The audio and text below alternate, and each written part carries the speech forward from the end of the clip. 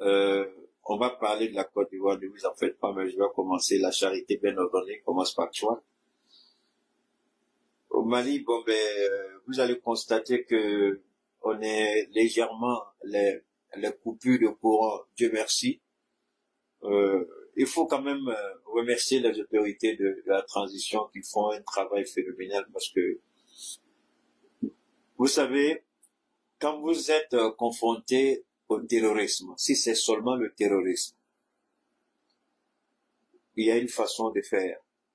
Mais quand c'est un terrorisme qui est téléguidé, qui est encouragé, qui est pistonné, qui est renseigné, qui est financé, vous ne luttez plus contre le terrorisme seulement. Vous luttez, en fait, c'est une double guerre que vous faites. Donc, le terrorisme, je crois que certainement, les renseignements des pays occidentaux qui ne sont pas d'accord avec nous ont dû dire aux terroristes, frappez là où ça peut faire mal. Donc, nos importateurs de carburant ont été victimes, ces temps-ci, de certaines attaques. Comment vous savez, je vous ai toujours dit que quand je n'ai pas la preuve tangible d'une situation, je n'aime pas intervenir. Et vous avez certainement dû voir, il y a un communiqué du gouvernement du Mali qui a été, je crois, lu en Bambara. Bon, je voudrais pas revenir sur le communiqué qui a été bien compris par tous. Mais je voudrais en même temps, je vais revenir sur l'histoire du carburant. Ça fait que on a cru peut-être pouvoir mettre notre pays à genoux. Ouais, Clemcia, merci beaucoup ma chérie. Merci beaucoup pour la compréhension. Les gens se sont dit, il faut qu'on attaque là où ça fait mal. Il faut attaquer le transport. Il faut attaquer la livraison de carburant. On voit, ils ont quitté le terrorisme qu'on connaît et ils s'attaquent à autre chose. Donc, en réalité, ce n'est plus le djihad qu'ils prétendent, ce n'est plus la volonté de Dieu.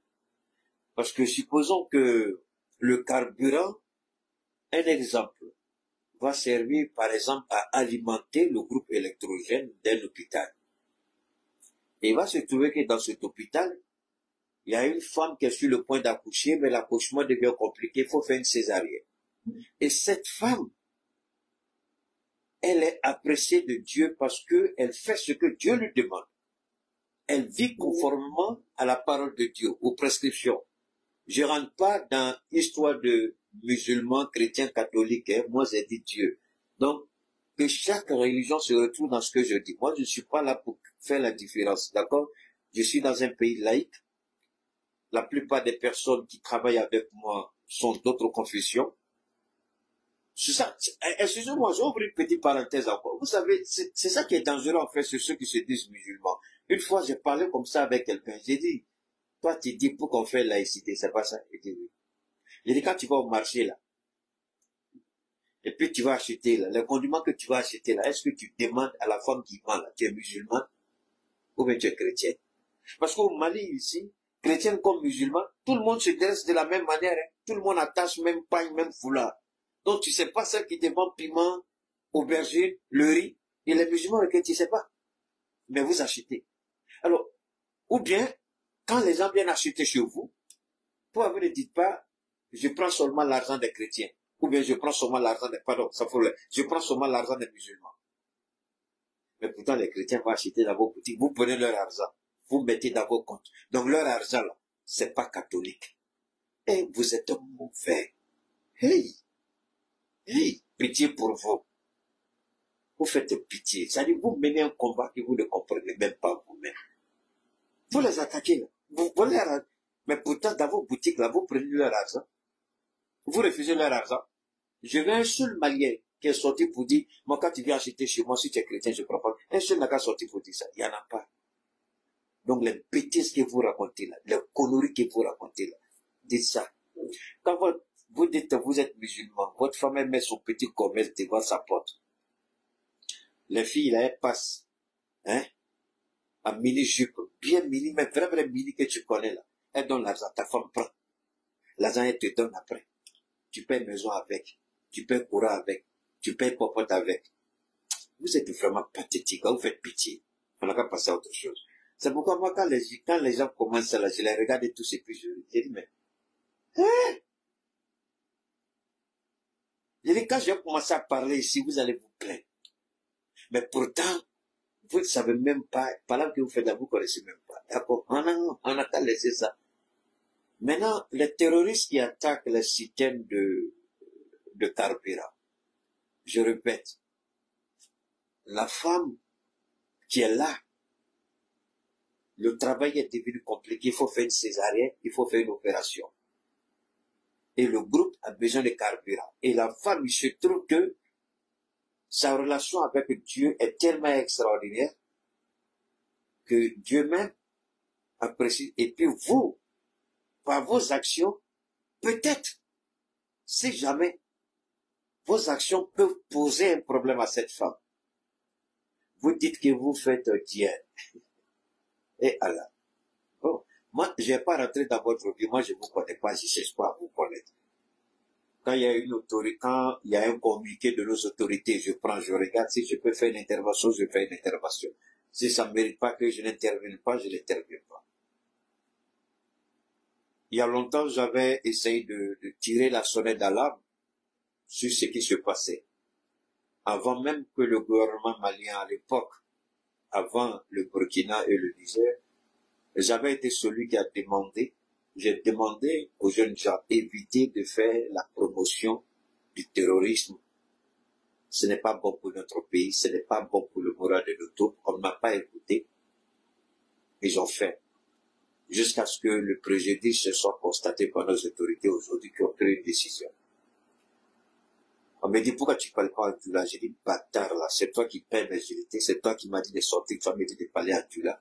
Ça est ta bouche, je parle, tu n'as pas de bouche pour parler, tu n'as pas de téléphone. Toi qui me poses question, pourquoi tu parles pas en Dula? Pourquoi tu fais pas ton direct pour parler en Dula?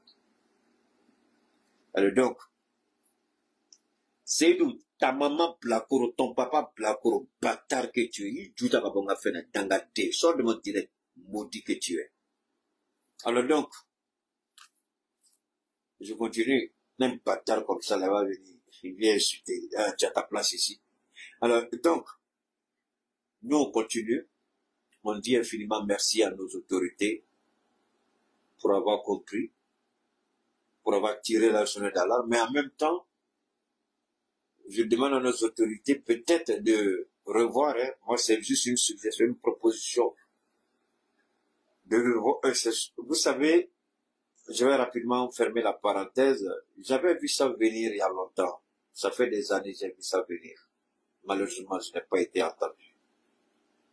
J'ai vu ça venir, malheureusement, je n'ai pas été entendu. J'ai interpellé, j'ai dit, vous pouvez recruter certains, les encadrer pour qu'ils fassent un travail extraordinaire. Si vous les laissez comme ça, ils vont déraper, ils vont dérailler. Allah est témoin de ce que je dis. J'ai pas été entendu. J'ai même interpellé le ministre de la Communication. J'ai dit, pourquoi tu ne fais pas la conjugaison des réseaux et de l'ERTM? Les gens qui sont autour de toi, c'est tellement qu'ils connaissent des gens qui aident la transition, mais ces jeunes gens-là ont juste besoin d'être orientés. Ils ont juste besoin d'être orientés. Et puis, ils feront un travail fantastique. Malheureusement, je n'ai pas été entendu. Jusqu'à ce qu'on en arrive là. Si on avait recruté certains et qu'on avait mis une barrière, on avait tracé une ligne rouge, je ne crois pas qu'on serait arrivé là où on est aujourd'hui. Malheureusement, Keïta, il a toujours raison et il n'aime pas avoir raison. C'est ça qui est malheureux. Quand Keïta conseille, on n'écoute pas, ça arrive. C'est ça qui est dangereux. Malheureusement, c'est un peu ça. Je donne des conseils, on ne m'écoute pas. J'interpelle, on ne m'écoute pas.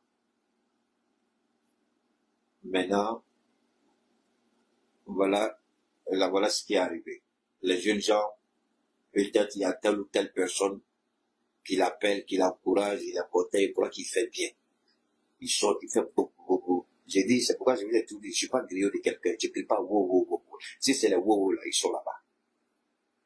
Malheureusement, on a cru que je me montrais, je me vantais. Voilà ça.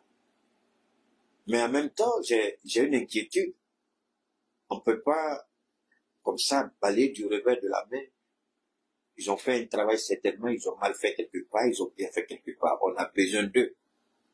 Moi, je demande, c'est pourquoi j'ai fait une proposition. Je demande l'indulgence de nos autorités de voir à quelle mesure ils peuvent peut-être piocher 2 ou 3 et voir comment les encadrer et puis tracer une ligne rouge pour que cela puisse, parce que si aujourd'hui, si on n'est pas sur les réseaux pour faire le palabre du Mali, la communication est une arme dangereuse. Je la connais beaucoup trop.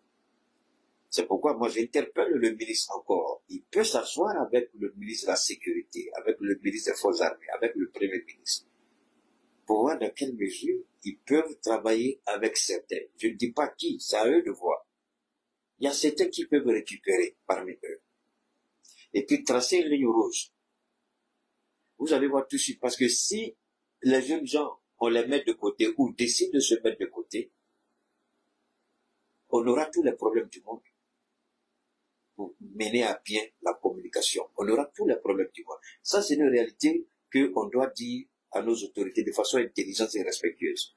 Forcément, on aura besoin d'eux. D'une manière ou d'une autre, on aura besoin d'eux. Donc, moi, je demande au président Goïta de mettre un peu d'eau dans le verre, dans le Yamakoudi.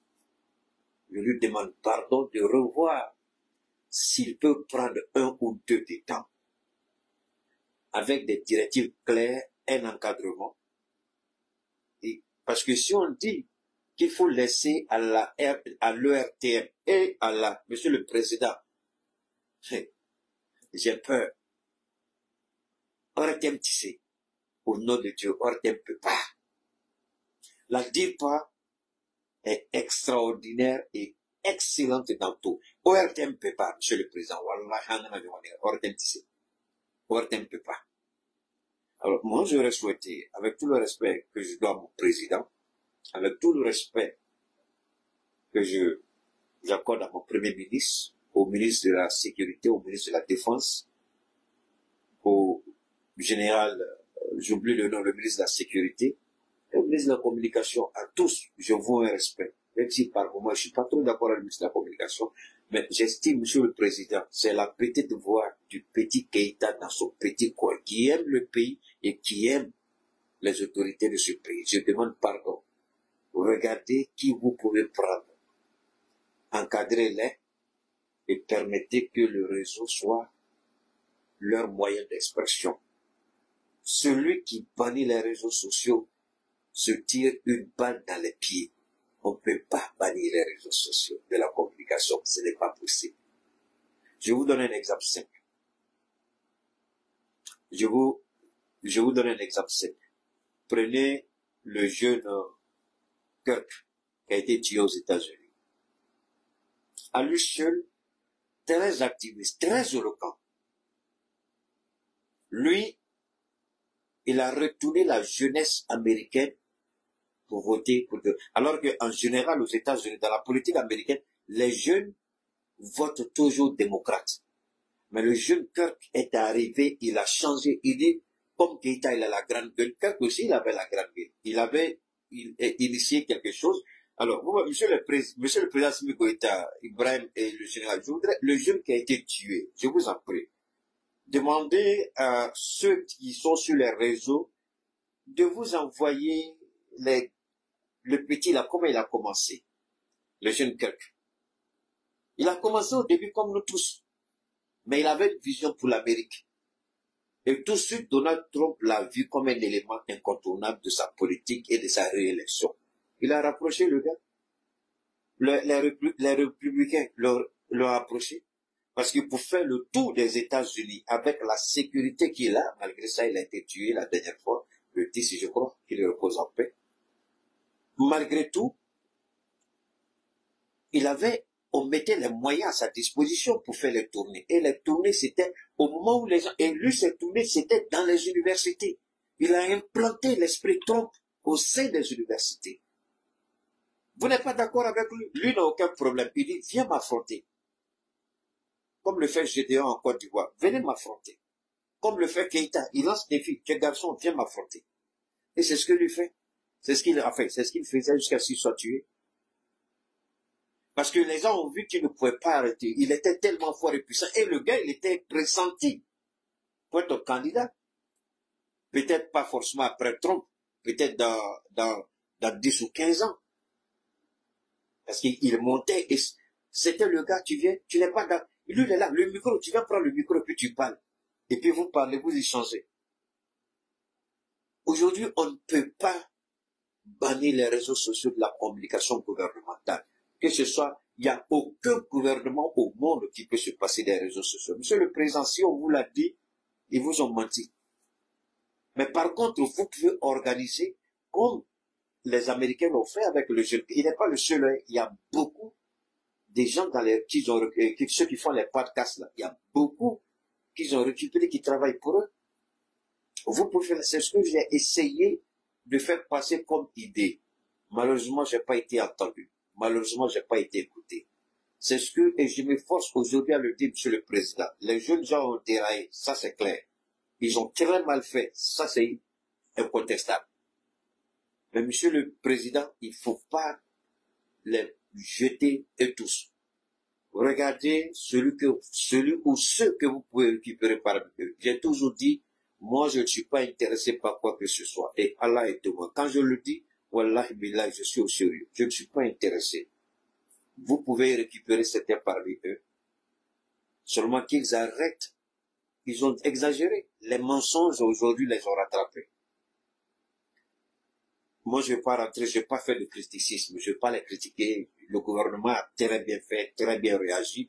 Mais je dis à côté de ça, je demande à l'État du Mali de voir si 1, 2, 3, ils peuvent les récupérer et puis travailler avec eux. Ce que j'ai dit aux gens, je le répète, votre affaire de ma source là, c'est ça qui envoie tout ça. Souvent, les gens, quand vous les entendez parler, vous avez l'impression qu'ils sont assis avec Assimi Goïta en train de manger ensemble.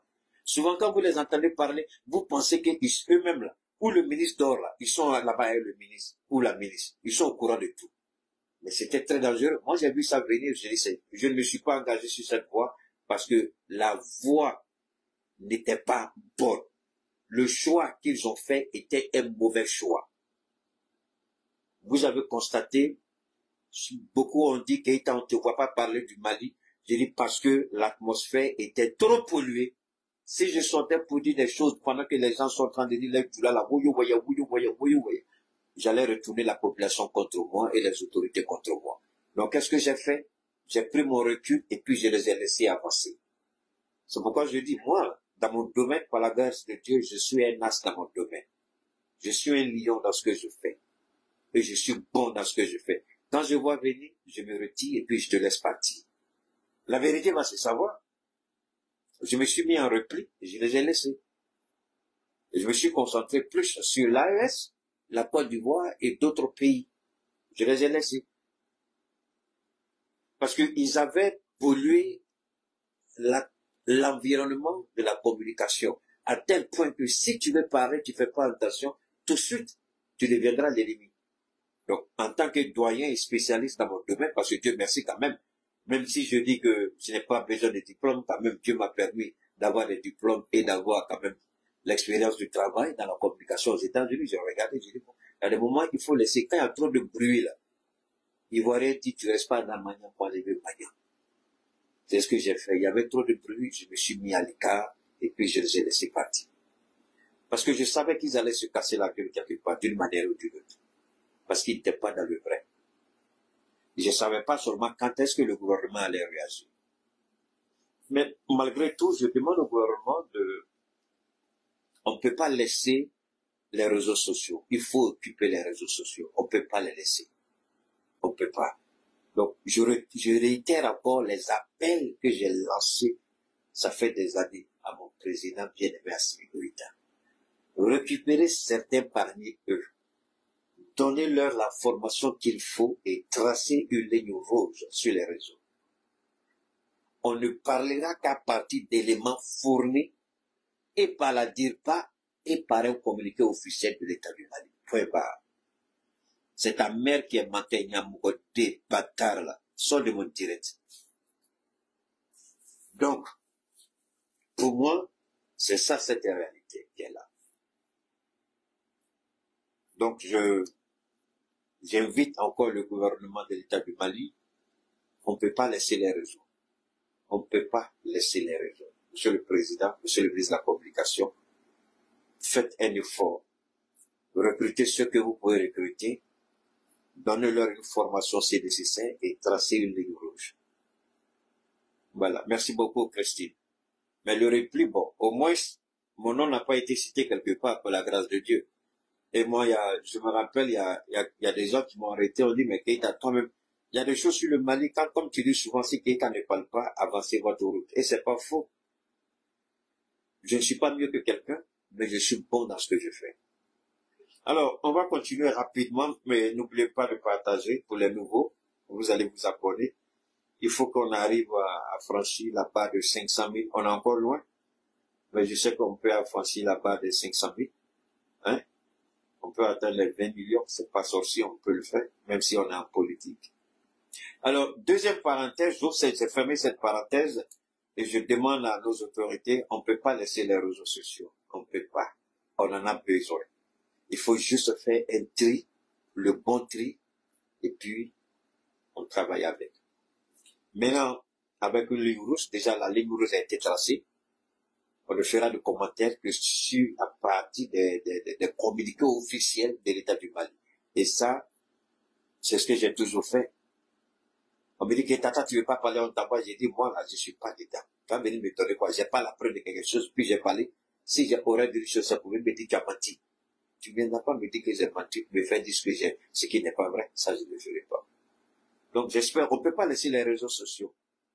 Ça, c'est bon. Monsieur le Président, moi, je souhaite que vous regardiez ce côté, s'il vous plaît. Alors, ceci dit, il y a un deuxième élément de l'actualité. Afin de, je sais pas, permettez-moi, je vais essayer de voir si je peux vous faire lire ça. On a entendu des choses sur, c'est ça? Ah, Sidiki. Ok, d'accord. Sidiki, ils ont dit quelque chose sur Sidiki, je crois bien, non? Sidiki, ils ont dit des choses, je sais pas. On dit, bon, chacun a dit pour lui, hein. Moi, je vais essayer de voir. Sidiki Diabaté, attends, depuis quelques jours, des voix s'élèvent autour du conseil de Sidiki Diabaté en hommage au président Alassane Ouattara. Certains y voient une provocation, d'autres une division. Mais il est essentiel de rappeler la vérité calmement avec respect. Bon, est-ce que je dois répondre? Je ne sais pas si c'est le manager de Sidiki, je ne sais pas qui a arrêté ça pour lui parce que je ne crois pas que lui-même puisse écrire tout ça. Je vais pas répondre. D'abord, je voudrais rappeler deux choses à celui qui a écrit ça. Sidiki est un artiste malien profondément attaché à son pays. Il a toujours honoré le Mali, son drapeau, son peuple et ses dirigeants. Il a rendu hommage à notre président Assimi Goïta à plusieurs reprises. En faisant quoi? Ça, je ne sais pas. Hein. Il a rendu hommage à Assimi Goïta. Moi, je ne sais pas depuis quand il a rendu hommage à Assimi Goïta. D'accord, les choses sont tombées. Alors, arrêtons ici. Moi, je vois, c'est un artiste. Ils veulent aller sur cette base. Un artiste, c'est d'abord ça. Il y a ce qu'on appelle l'opportunité du moment. Est-ce que le moment est opportun? Nous entrons dans une période électorale en Côte d'Ivoire. Et les Ivoiriens sont frustrés à tel point que le mouvement trop c'est trop a été mis en place. Donc, Sidiki Diabaté va en Côte d'Ivoire. Oublions le Mali. Je ne vais pas parler du Mali. Il va en Côte d'Ivoire. Sachant bien que les Ivoiriens ont un sérieux problème. Ils ne mangent pas à leur faim. Ils sont muselés. Il y a des encagoulés, il y a des enlèvements.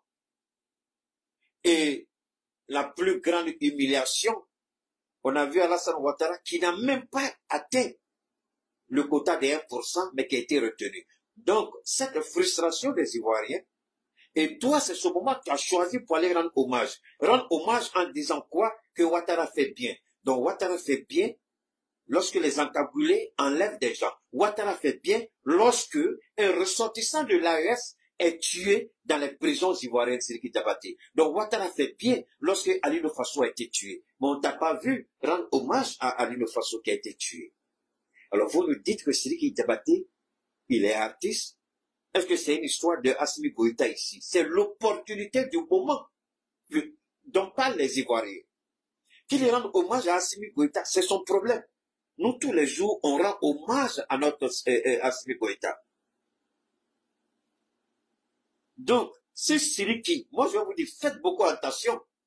Parce que quand vous vous collez à un dictateur, le jour où son régime tombe, si vous êtes dans le pays, vous aurez à avoir des problèmes. Sidiki, d'accord? Moi, dans ce conseil, je te donne.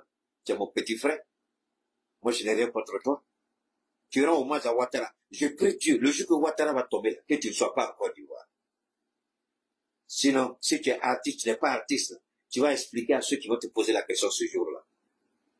Quel hommage tu vas rendre à un dictateur? Quel hommage tu vas rendre à Ouattara qui a essayé de tuer, par la faute de Ouattara, combien de Burkinabés sont morts? Combien de Nigériens sont morts? Quel hommage tu vas rendre à Alassane Ouattara qui dit il faut aller attaquer le Niger, qui a voulu asphyxier le Mali, qui a donné le nom du Mali dans cette organisation pour nous mettre dans la liste, sur la liste noire? Blanchiment d'argent, financement du terrorisme et vente de drogue. Qui? Mais pourtant, celui que tu vas en Côte d'Ivoire, et attendez bien, la Côte d'Ivoire est sur la liste des pays qui font le blanchiment d'argent. Wow! Financement du terrorisme, la Côte d'Ivoire est dedans. Wow! Quel hommage tu vas rendre à un président qui finance la déstabilisation de ton pays, le Mali, dans le Sahel. Quel hommage tu vas rendre à celui non, on te pose la question. On lui dit c'est un artiste. Nous, on s'en fout qu'il soit artiste. Est-ce qu'il me nourrit? Est-ce qu'il me nourrit? Est-ce qu'il sait comment je vis? On a vu son arrivée triomphale. Comment la présidence a mis les véhicules pour aller l'accueillir à l'aéroport. On a vu tout ça. Je n'ai pas parlé. Mais c'est à cause de ce poste ridicule et idiot que je parle. Sinon, moi, je m'en fous de Sidiki. Il va toujours en Côte d'Ivoire. Est-ce que Ouattara et sa femme lui ont pas donné une maison? Il a une maison. Est-ce qu'Assini, comment dit ça même, Assini Mafia, est-ce qu'il n'a même pas une résidence là-bas aussi? C'est Ouattara qui lui donne tout ça. Est-ce que moi je suis contre? Non. Karim Keïta est là-bas. Certains ministres d'Ibika sont là-bas. Mais c'est quel hommage tu vas rendre à quelqu'un qui a tué des Nigériens? On t'a pas vu faire comment on appelle, comment vous dites ça? Un spectacle au Niger pour soutenir le Niger. On t'a pas vu faire un spectacle au Burkina pour soutenir le Burkina. On t'a pas vu faire un spectacle chez nous, ici au Mali, pour soutenir la transition. Mais tu vas soutenir Ouattara. Petit, pardon, ça va aller. Regarde. Souvent, c'est pourquoi je vous dis, si vous êtes intelligent, quand vous faites vos publications, bloquez Keïta en même temps. Pour ne pas qu'il va voir. C'est le conseil que je donne. Parce que si je tombe dessus, là, ce que les autres n'ont pas compris ou n'ont pas vu, moi, là, Dieu ouvre au cahier de moi que je parle. C'est que tu sais pas que Ouattara voulait attaquer le Niger. Tu sais pas que Ouattara avait donné ordre à la BCAO pour fermer notre compte d'opération. Tu n'es pas au courant que nos produits au port d'Abidjan, on avait mis blocage terrestre sur nous, aérien sur nous. Ou bien c'est que tu n'es pas au courant de tout ça. Mais tu vas faire hommage à Ouattara, c'est pas ça. Mais tu n'as pas fait hommage au capitaine qui aujourd'hui est le président le plus emblématique du monde. Tu n'es pas allé saluer le capitaine Ibrahim. Ben, le jour où tu vas aller au Burkina, là, tu ne vas plus en Côte d'Ivoire. Le jour où tu vas au Niger, tu ne rentres plus en Côte d'Ivoire. Voilà la réalité. C'est que moi, je ne suis pas comme toi, tu es trop petit. Il t'a donné la cola, quoi. Moi, je ne juge pas la qualité d'un homme par rapport à l'argent qu'il a dans son compte. Moi, je m'en fous de ça. Souvent, je dis aux gens, je m'en fous des milliards que tu peux avoir. Est-ce que tu peux vivre mieux que ma famille? Par la grâce de Allah, jamais tu ne vivras mieux que ma famille. Jamais. Jamais. Je m'en fous de tes milliards. Peu importe la personne. Je m'en fous de tes milliards. Wallahi billahi, je m'en fous. Et Allah est témoin. Tu ne peux pas vivre mieux. Ton enfant ne vivra pas mieux que mon enfant. Il n'aura pas mieux les... On va laisser ça. Parce que souvent, quand Keïta peut on dit, Keïta, Dimina, ici, il va se vendre. Je ne me vends pas. Je ne me vends pas. Quand un dernier jeu sort, et même papa ça s'est sorti aujourd'hui, demain matin, il a ça. C'est pas pour le gâter. Parce que je me suis rendu compte que, ça je le dis à tous les parents qui m'écoutent, je me suis rendu compte que les investissements que j'ai faits dans les jeux pour mon fils là, pendant ces vacances-là, c'est comme si ça doublait ou triplait ou quadruplait son intelligence.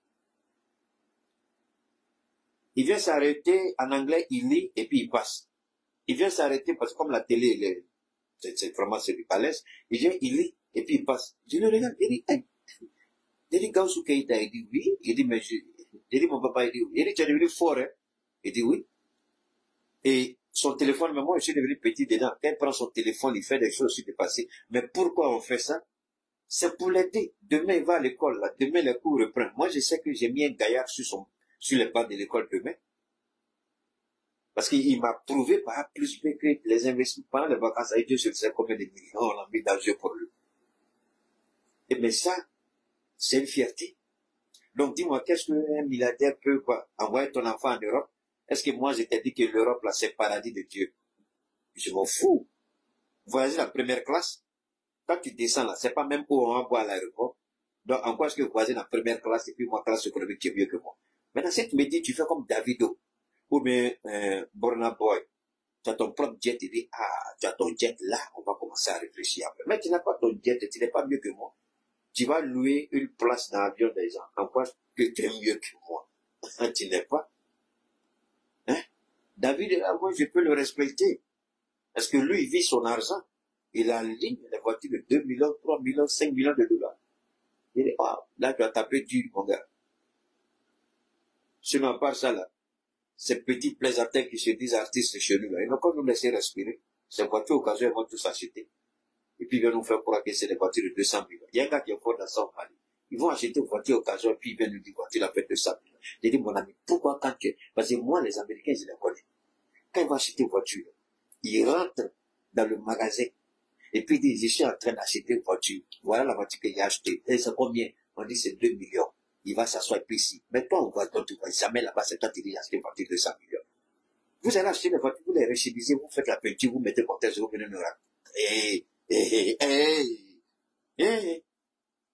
On connaît les, les dealers de drogue là, aux États-Unis, chaque fois la police les arrête. Alors comme leur permis est suspendu, eux-mêmes ils ne doivent pas conduire, donc quand on prend la voiture, on envoie tout de suite à ce qu'on appelle la police garage, on met ça et puis 3 mois après, on met la voiture dans ce qu'on appelle vente aux enchères. Vous allez vous acheter. Moi, j'ai acheté 2 voitures dans vente aux enchères. Non, pas 2, 3, pardon. 3 voitures, vente aux enchères.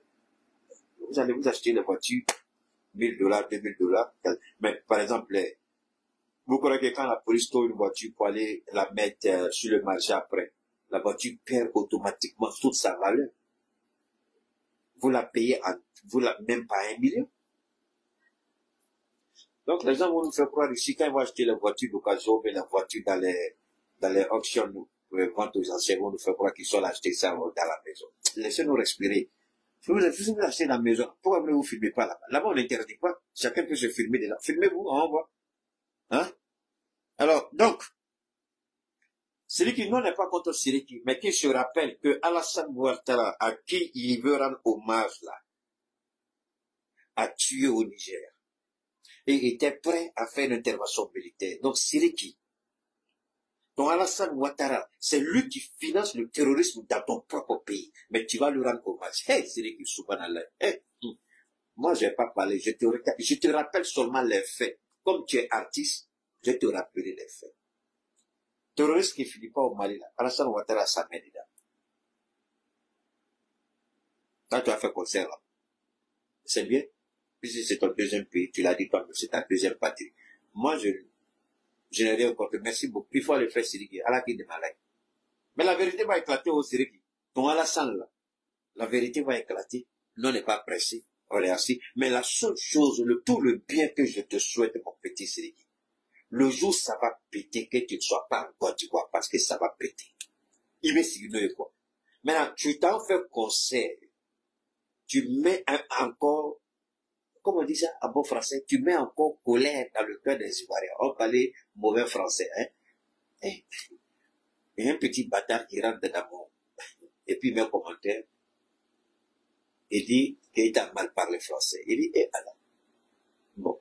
Comme Clémence n'était pas là-bas, Christine n'était pas là-bas, Abou n'était pas là-bas, Miyagi n'était pas là-bas. Il dit, eh, qui peut répondre à ce idiot-là? Qu'il t'a dit, le jour où il est content, il parle bon français. Le jour où il est content, il parle mauvais français. Donc, bon, mauvais, Keita s'en fout.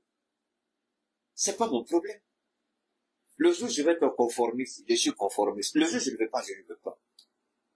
Maintenant, toi, idiot, tu viens perdre ton temps pour dire qu'il t'a dit ça. Il dit, eh, Allah. Mais, il faut envoyer toute ta famille. Je vous fais asseoir par terre et puis je vous enseigne le français. Et le bon français. Le petit blanc, même, il est assis en France, il dit, ouais, on ne peut pas faire mieux que toi, Keita. Tu peux te comparer à moi. Tu es un garçon. Moi, j'ai toujours lancé des défis. Je ne suis pas cœur. Je ne vais pas dans les universités pour devenir. Tu es prêt? Tu me dis où tu veux? Au Mali, ici, on s'en va. Il y a beaucoup de maisons de télévision ici. On va et puis on part. Il y a un modérateur. Je vais te déshabiller. Tu ne sauras même pas où se trouve la porte de sortie. Alors, donc, c'est un conseil. Je répète mon conseil. C'est et alors, mon conseil, le jour ça a pété en Côte d'Ivoire, il can accueillir. Parce que les Ivoiriens, tu ne pourras pas sortir, puis ils vont fermer l'espace aérien, ils vont fermer l'aéroport. Ils vont d'abord, et Allah, ils vont te demander, petit, c'est toi qui rendais hommage à Ouattara. Les Ivoiriens, et Allah, ils n'oublient pas. Et tu regardes, ils disent rien. Mais Allah te dit, le jour ça a pété sur ton président Ouattara, que tu ne sois pas en Côte d'Ivoire. C'est tout ce que je souhaite pour casser l'équipe. Alors maintenant, on va rapidement revenir. Donc c'était mon mot à Siliki. Tu peux faire autant de dommages que tu veux, autant de concerts en Côte d'Ivoire, que Dieu t'aide. Que Dieu t'aide. Mais il dit déjà, il faut avoir l'oreille tendue. Il y a mes cabines, il y a il dit des tables pour les attendre, ils sauront. Et Allah, il va avoir un boulot, mais ils sauront. C'est pas moi, hein. Je connais le pays, là. Ce sont mes frères. Ce sont mes fils, je les connais. C'est quoi? Depuis, je ne sais pas écrire IOA, mon papa m'a amené là-bas. Puis c'est là-bas, j'ai appris à dire IOA. C'est là-bas, j'ai appris à dire papa, maman. J'ai fait école sur le banc jusqu'à l'université. Tu crois que je ne les connais pas? Il faut continuer. Continuer à provoquer les Ivoiriens. Et ils ne sont pas pressés, ils t'attendent le tournant. Ils ne sont pas pressés. Alors, donc, ce qui est intéressant, on a vu, malgré la vérité de Toby, Iri et Vincent,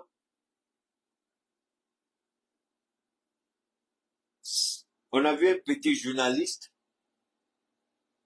Et moi, ce qui est dans, vous savez, souvent, moi, je vais dire à mon président Vincent Irié, ah bon, faut le laisser. Je voudrais dire à mon Vincent, c'est un monsieur que je respecte. Il a une intelligence qu'il faut respecter. Il a une vision pour la Côte d'Ivoire qui est très grande. Et d'ailleurs, qui n'est pas différente de celle de Tivian Djam, de Babo Laurent, de Sorodium d'Afrique et ça. C'est pas différent. C'est la même vision qu'ils ont.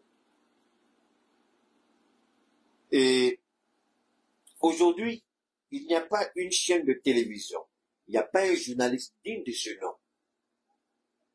qui dit, je vais, attention, monsieur Toby a dit quelque chose sur Alassane Ouattara. Je vais fouiller, et puis, ah, c'est vrai. Et puis, je vais en faire un débat. Personne. Personne ne veut en parler. Alors, pourquoi ils ne veulent pas en parler? Cela dénote de ce que le jeu est déjà joué. C'est pourquoi je ne voulais pas vraiment répondre sérieusement à Simone Gbagbo, mais elle a dit quelque chose ces 2 jours, enfin, qui m'a un peu surpris. Il y a un de nos jeunes frères, je ne sais pas de quelle nationalité il est.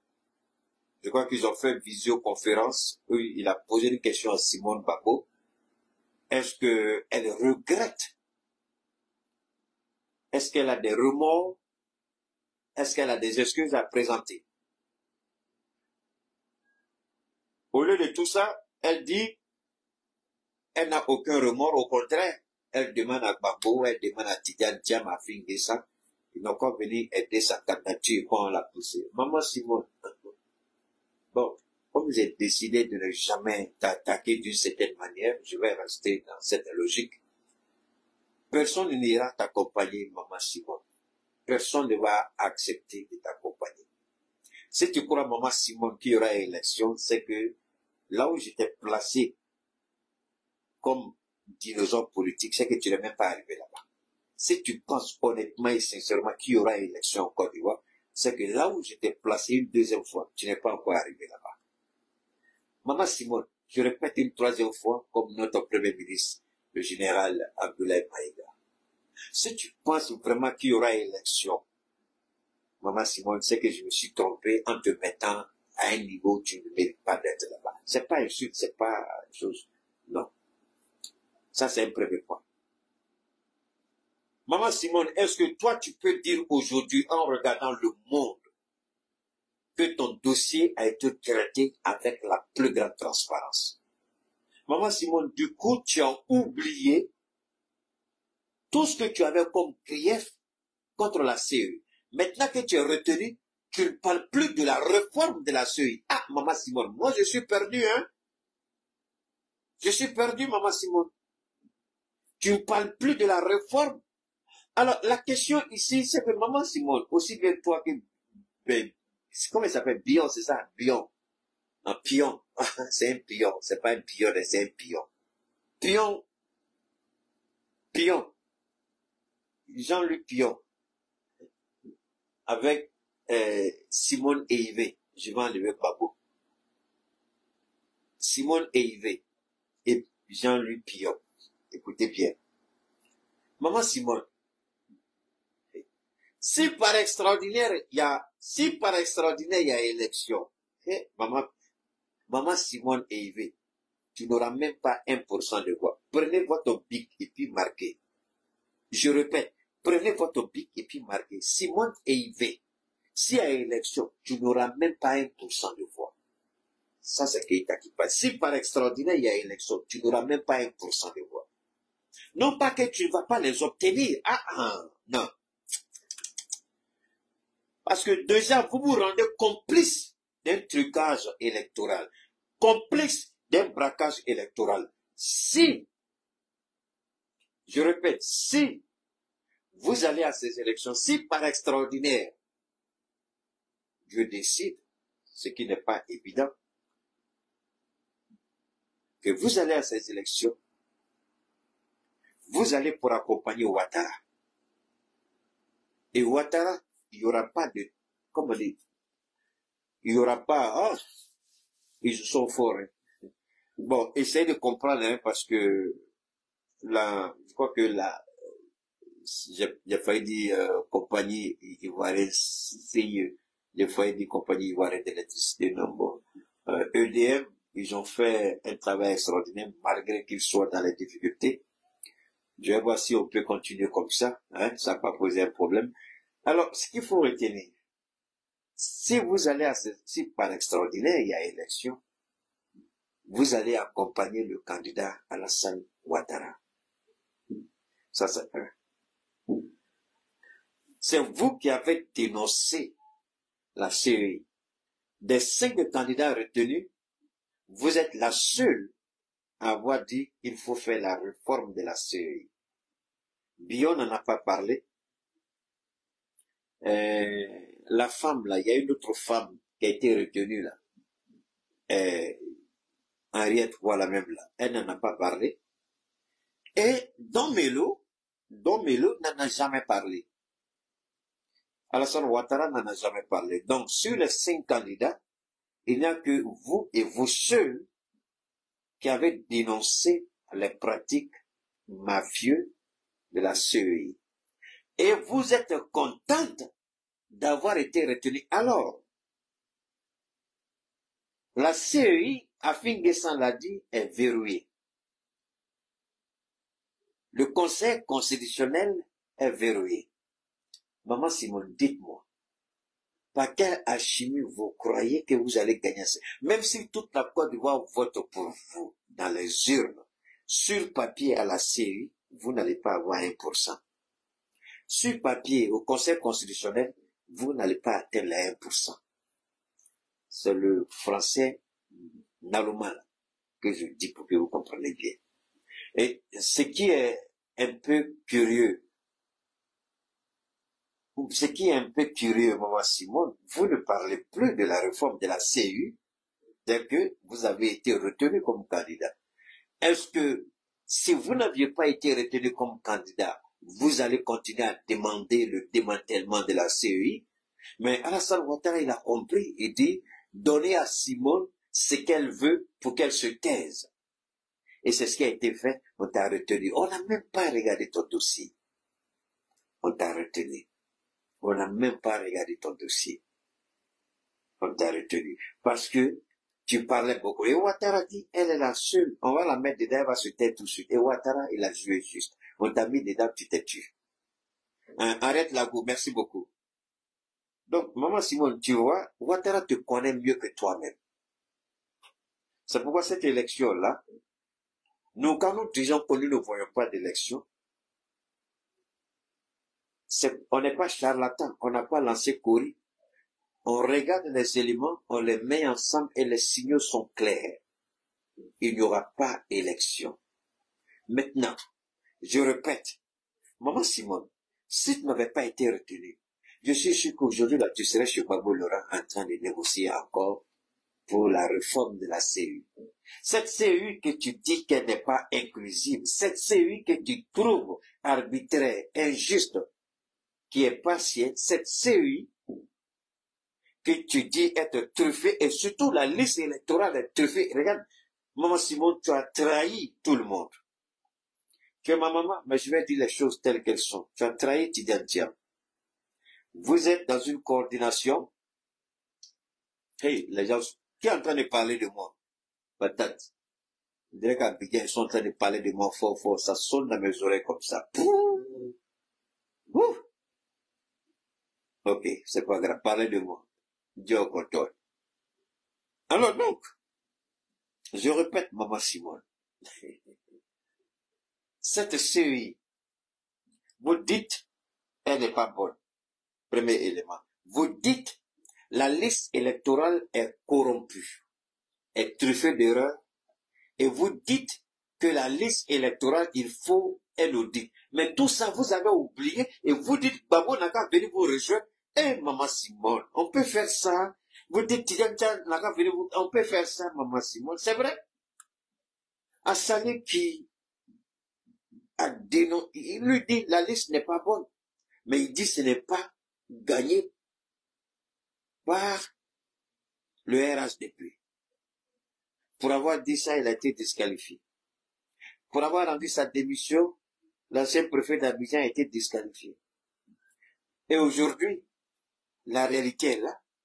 Parce que vous avez été retenu, Maman Simone, vous avez oublié tout de suite vos principes. Vous savez, Dieu, il a une façon de faire les choses. Quelqu'un dit, ah, Dieu. Ah, ok, Clemcia, merci beaucoup. Merci beaucoup, ma chérie Clemcia. Vous savez, on a une façon de demander l'argent à Dieu. Dieu, si moi j'ai l'argent, Dieu, mon papa, je vais acheter sa voiture. Mon papa va plus marcher. Si moi j'ai l'argent, Dieu, ma maman là, je vais transformer sa maison. Si moi j'ai l'argent, Dieu, je vais faire ça. Dieu dit, ah bon, c'est ce que tu dis. Et puis Dieu vous donne un peu. Un peu qu'il vous donne là. Il y a longtemps, vous avez pris la route. Vous êtes dans le supermarché. Vos costumes, vos parfums, vos chaussures. Quand vous finissez, vous regardez. C'est maintenant que vous vous rendez compte que vous avez pris des engagements avec Dieu pour transformer la maison de la maman, pour transformer la maison du papa, pour faire ceci, pour faire cela. Dieu dit, vous voyez, c'est à cause de ça, je ne vais pas vous donner l'argent. C'est à cause de ça, je ne vais pas faire de vous, parce que vous mentez. Quand vous n'avez pas, vous pleurez. Quand je vous donne, vous oubliez tous les engagements que vous avez pris. Et moi, la première chose que j'ai faite, c'était quoi? Quand j'ai imploré Dieu, j'ai commencé d'abord, comme je ne voudrais pas que les chrétiens prennent ça mal ou les catholiques, j'ai pris un engagement avec Dieu. c'est dans ma commune, toutes les mosquées où on prie les vendredis dans les mosquées, j'ai décidé de mettre dans chaque mosquée 30 Corans. Et j'ai commencé à le faire, j'ai déjà fait un grand nombre. C'est encore, j'ai demandé à mon frère là-bas de recenser toutes les mosquées, pas toutes les mosquées, hein, le gars a construit une maison dans sa cour, c'est pas ça. Les mosquées où les gens prient les vendredis. Et chaque mosquée, je vais mettre 30 Corans. S'il y a des mosquées à refaire, mais avant de faire ça, j'ai d'abord transformé la mosquée de mon père, comme il se devait. J'ai rendu ça impeccable. Quand c'est devenu propre, j'ai demandé c'est bon, j'étais pas là-bas. J'ai dit c'est bon, on m'a dit c'est bon, ils m'ont envoyé les images, j'ai dit d'accord. Maintenant on va commencer à équiper toutes les mosquées de Coran. Et j'ai commencé à faire ça. Ça, c'est comme ça que Dieu vous regarde. Si je dis par exemple, dès que je finis, je vais assister les églises catholiques qui prennent soin des orphelinats. Je vais apporter, c'est un exemple, 1 million ou 500 000 dans les orphelinats qui sont gérés par l'église catholique. Mais Dieu me regarde avec tout ça. Mais dès que Dieu te donne, et toi tu fais autre chose. C'est pourquoi quand les gens veulent me combattre, moi je ris, je dis, vous ne savez pas ce que j'ai comme, vous ne savez pas le lien qui me lie à mon Dieu. Vous croyez que Dieu va vous laisser moi m'avoir? Je dis d'accord, allez-y, moi je vous regarde. Parce que Dieu aime ceux qui honorent la parole donnée. Maman Simone, Dieu a fait exprès pour que vous soyez retenus. Pour que on vous regarde. Est-ce que vous allez renoncer ou est-ce que vous allez vous laisser emporter? Malheureusement, vous vous êtes laissé emporter au lieu de renoncer. Moi, Simone. Et ça, c'est gênant pour nous. C'est gênant pour nous qui vous soutenons. J'ai pas fini. Charles Blé Goudé a parlé. J'ai pas oublié Charles Blé Goudé, je vous en prie. J'ai pas oublié Blé Goudé. Je vais l'allumer. Je vous ai fait, j'ai pris un engagement avec vous. J'ai dit, tant que Blé Goudé ne me donnera pas suffisamment de raisons pour l'allumer, je vais pas le faire. Mais il a fait une sortie. Il n'était pas le seul. Il y avait 60 candidats. Il n'était pas candidat. Qui lui a demandé d'aller parler? Alors, comme il a la grande gueule, il sait parler, ce que j'ai dit à Charles Blé Goudé, je vais le dire. Donc là, c'est pas double langage. J'ai été clair avec vous. J'ai dit, si Blé Goudé, il trahit, il va me voir. J'ai dit, il me verra même pas venir. Je vais l'allumer, il comprendra rien dedans. Et là, il vient de me donner une raison pour l'allumer, et je vais l'allumer. Alors, Maman Simone, nous, on a vu Laurent Gbagbo qui était dans une coalition avec Alassane Ouattara en 1995. Maman Simone, vous étiez encore épouse de Gbagbo Laurent à l'époque. Il a dit, je suis dans une coalition avec Ouattara. Puisque Ouattara n'est pas candidat, moi, Gbagbo Laurent, je ne vais pas à ces élections. Pourquoi? En solidarité pour Alassane Ouattara. Gbagbo Laurent l'a fait en 1995. Maman Simone, tu es dans une coalition avec nous au PDCRDA. Et Maman Simone, tu as oublié les vertus du combat. Tu as oublié beaucoup de choses, Maman Simone. Tu aurais dû renoncer. Peu importe, Don Melo n'a qu'à partir. Nous, on sait qu'il n'a pas de conviction. Bion n'a jamais eu de conviction. Henriette ou quoi la même, la n'a jamais eu de conviction. Mais vous, Maman Simone, le monde vous regardait, la Côte d'Ivoire vous regardait. Et vous dites que vous n'avez pas de regrets, vous n'avez pas d'excuses, et vous avez encore le courage de nous inviter à vous rejoindre. Pour aller dire quoi? Nous, on mène un combat de conviction. Où est la conviction en allant aider dans ce combat-là, Simone Gbagbo? Où est la conviction ici? On n'ira pas t'aider, Simone Gbagbo. On va pas te combattre, mais on n'ira pas te soutenir. Mais vu que tu as fait ça, on a le droit aussi de dire aux Ivoiriens. En 1995, dans le Front républicain, Gbagbo Laurent, quand même bien que retenu comme candidat, a refusé de participer aux élections.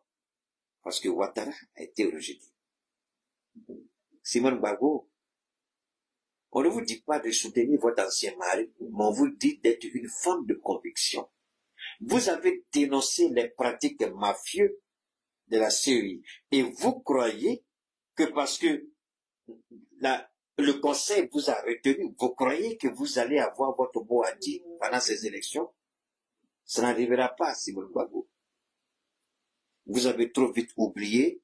Nous qui étions en train de dire que Gbagbo Laurent fait mal, donc, maman Simone, beaucoup vont se dire, mais donc Gbagbo Laurent a raison de divorcer de maman Simone Gbagbo. S'ils disent ça, est-ce qu'ils ont tort? Ils ont raison, parce que vous êtes en train de donner raison à tous ceux qui, peut-être, disaient que Gbagbo avait bien fait. Et moi, je me posais toujours la question, qu'est-ce que Gbagbo te reprochait? C'est pas une affaire de politique qui n'a rien à voir avec mariage. Attention, c'est à cause de politique. Vous vous êtes connus, vous vous êtes mariés. Et politique, là, vous avez fait ensemble. On vous a toujours chicoté, tous les deux. Vous êtes allés tous les deux en prison.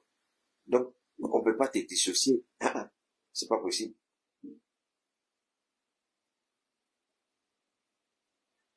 Maman Simone, honnêtement, moi, personnellement, je suis déçu.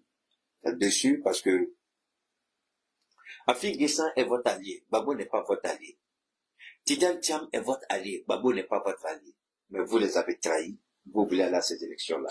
Et ça, c'est quelque chose, madame. Enfin, Simone Aïbé, vous aurez dû réfléchir à ça. D'accord? Ouais, il arrive. Je vais mettre ça marcher. Je finis rapidement ici, il arrive. Alors, Simone Gbagbo, vous aurez dû vous rappeler de 1995, ce que Gbagbo Laurent a fait lorsque Alassane Ouattara a été recalé. Par solidarité. Ici, où est votre solidarité?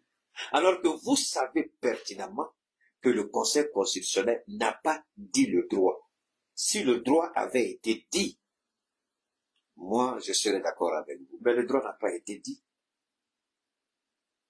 Donc, vous savez pertinemment qu'il y a eu un mensonge de la part du Conseil constitutionnel et vous cautionnez le mensonge. Alors, si vous cautionnez le mensonge, vous croyez que c'est vous qui allez battre Alassane Ouattara? Par quelle alchimie vous êtes? Il y a quoi? Non, c'est fini, je vais acheter demain. Je vais acheter demain. Je vais acheter, il n'y a rien dedans. Est-ce qu'il y en a dedans? Il y a un petit. Non, je vais regarder. Donne-moi une seconde, je vais voir ça. Il n'y a rien ici, comme il n'y a rien dedans. Non, il n'y a rien dedans, ça maintenant, ça c'est. Demain, je vais acheter.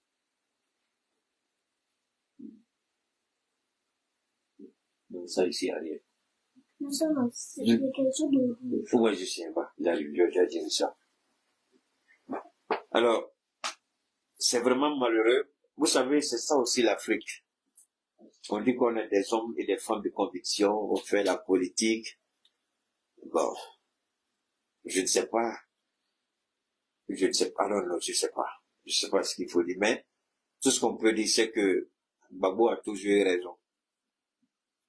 Gbagbo a eu raison.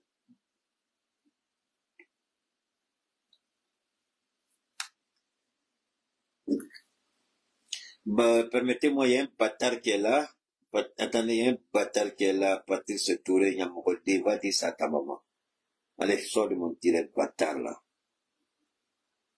Donne-moi une seconde, je vais enlever ce bâtard là de mon direct. Donc, ça c'est une réalité. Nous ne,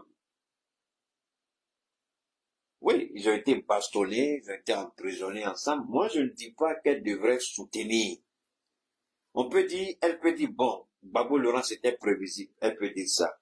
Tidjane Thiam c'était prévisible. Et Afi Guessan. Afi Guessan est son allié. Et Afi Guessan, c'était prévisible. Est-ce qu'elle pense réellement que Afi Guessan méritait d'être exclu? Est-ce qu'elle pense réellement que les parrainages d'Afi Guessan sont problématiques? Moi, je ne vais pas rentrer dans cette histoire de parrainage parce qu'il y a tellement de choses. Le fait que le Conseil constitutionnel et même la CEI, qui savait qu'Alassane Ouattara n'avait pas tous les parrainages, mais a laissé passer. Alors que le premier filtre, ils ont fait comme on dit souvent, 2 poids 2 mesures, c'est ça? On dit que Gbagbo Laurent n'est pas sur la liste électorale, donc on ne peut pas accepter sa candidature. Ça, c'est ce qu'ils ont dit. Mais Alassane Ouattara n'a pas atteint le quota demandé, mais pourtant sa candidature a été acceptée et il a déposé, il a été retenu. Moi, je voudrais vraiment cette logique-là. C'est pourquoi quand nous regardons tout ça, nous disons qu'il n'y a pas d'élection. Ce n'est pas parce que nous avons un problème particulier avec les élections en Côte d'Ivoire. Et Toby le dit sans cesse. Il dit, la Côte d'Ivoire vient de loin. Il dit, quand ils sont allés, par exemple, à l'ouest pour le parrainage, il dit, dans toute la région de l'ouest, personne ne voulait être enregistré par ce qu'ils ont appelé les tablettes, par système biométrique. C'est avec les fiches qu'ils ont fait les parrainages à la chose, à l'ouest de la Côte d'Ivoire. Et, parce que les gens ne voulaient pas. Et c'est cette même région de l'ouest que Anne Ouloto se plaint parce qu'elle mange bien, elle est bien entretenue, elle est bien graissée, ses nuits sont douces, avec qui elle veut comme elle veut au RHDP, elle vole comme elle veut. Il n'y a pas de... Mais Ouattara n'a pas le choix que de laisser ses ministres voler parce qu'il a peur. Et un ministre, il renvoie parce que aujourd'hui c'est sa politique, même quand vous volez, Ouattara vous mettiez. Quand vous volez, mais parce qu'il a besoin. Il sait que vous êtes la figure de la région. Il n'a pas d'intérêt à vous laisser partir. Il n'a pas d'intérêt à vous exclure. Alors, je répète encore, moi personnellement, j'étais prêt à mener le combat de Simone. Mais pour être honnête, Simone, moi je le dis honnêtement, ma position, je sais qu'elle s'en fiche. Hein. Donc, je ne parle pas pour que Simone revienne sur sa décision. Je parle pour que ceux qui pensent peut-être qu'elle fait bien, il faut qu'on rappelle certaines choses, certaines réalités, certains faits. Parce que l'histoire est têtue et les faits sont récents. Le même Gbagbo, son ancien mari, a montré la voie en 1995 et il est resté le même. Il a dit, je me suis toujours battu et je continuerai de me battre. Mais qu'est-ce qui a changé entre la contestation de la commission électorale indépendante et l'acceptation de sa candidature par le Conseil constitutionnel? Entre les deux, qu'est-ce qui a changé, Maman Simone? Nous veut bien savoir. Vous qui étiez prête à dire non, parce que vous êtes retenu, alors tout de suite votre stratégie a changé. Simone, moi je pense que les Ivoiriens ne vous voteront pas dans leur cœur. Ça, je vais être honnête avec vous. Les Ivoiriens ne voteront pas pour vous. Les Ivoiriens ne vont pas vous accompagner. Les Ivoiriens ne vont pas vous soutenir. Mais est-ce que cela veut dire que c'est tous les Ivoiriens? Non. Mais la grande majorité des Ivoiriens. Parce que moi, je ne sais pas. Pour qu'on puisse vous suivre, vous allez faire des meetings, ça c'est clair, les gens vont sortir, les gens vont vous écouter, si encore il y a élection. Mais les gens ne voteront pas pour vous pour la simple raison, Simone Gbagbo, que vous avez trahi la lutte, vous avez trahi le combat. Qu'est-ce qui a changé? Parce que moi je voudrais que les Ivoiriens vous posent la question, qu'est-ce qui a changé entre vous qui dites que... Parce que cette liste-là, vous dites qu'elle est problématique. Mais aujourd'hui, vous acceptez, qu'est-ce qui a changé? C'est la même liste. Il n'y a pas eu d'audit, il n'y a pas eu de révision. Alors que votre combat était la révision de la liste électorale, l'audit de la liste électorale. Alors, parce que rien n'a été fait. Elle avait deux griefs avec la liste électorale actuelle. Un, la révision qui devait être faite, elle insiste pour que cette révision soit faite. Deux, elle demande que l'audit soit fait. Que la révision soit faite, que l'audit, voilà les deux problèmes qu'elle avait à la liste. Maintenant, elle dit que Quibert est partisan. Elle a même dit que les 2/3 des membres de la CEU, aussi bien la CEU locale que centrale, tout est RHDP. Alors, moi, je ne sais pas, Simone Gbagbo, donc vous savez tout ça, et vous prenez le risque d'aller à une élection où le résultat est connu d'avance. Une liste biaisée, une liste corrompue, où le vainqueur est déjà connu. Vous le savez. Une institution dont vous dites qu'elle est prête à travailler et pour mettre Ouattara et reconduire Ouattara au pouvoir.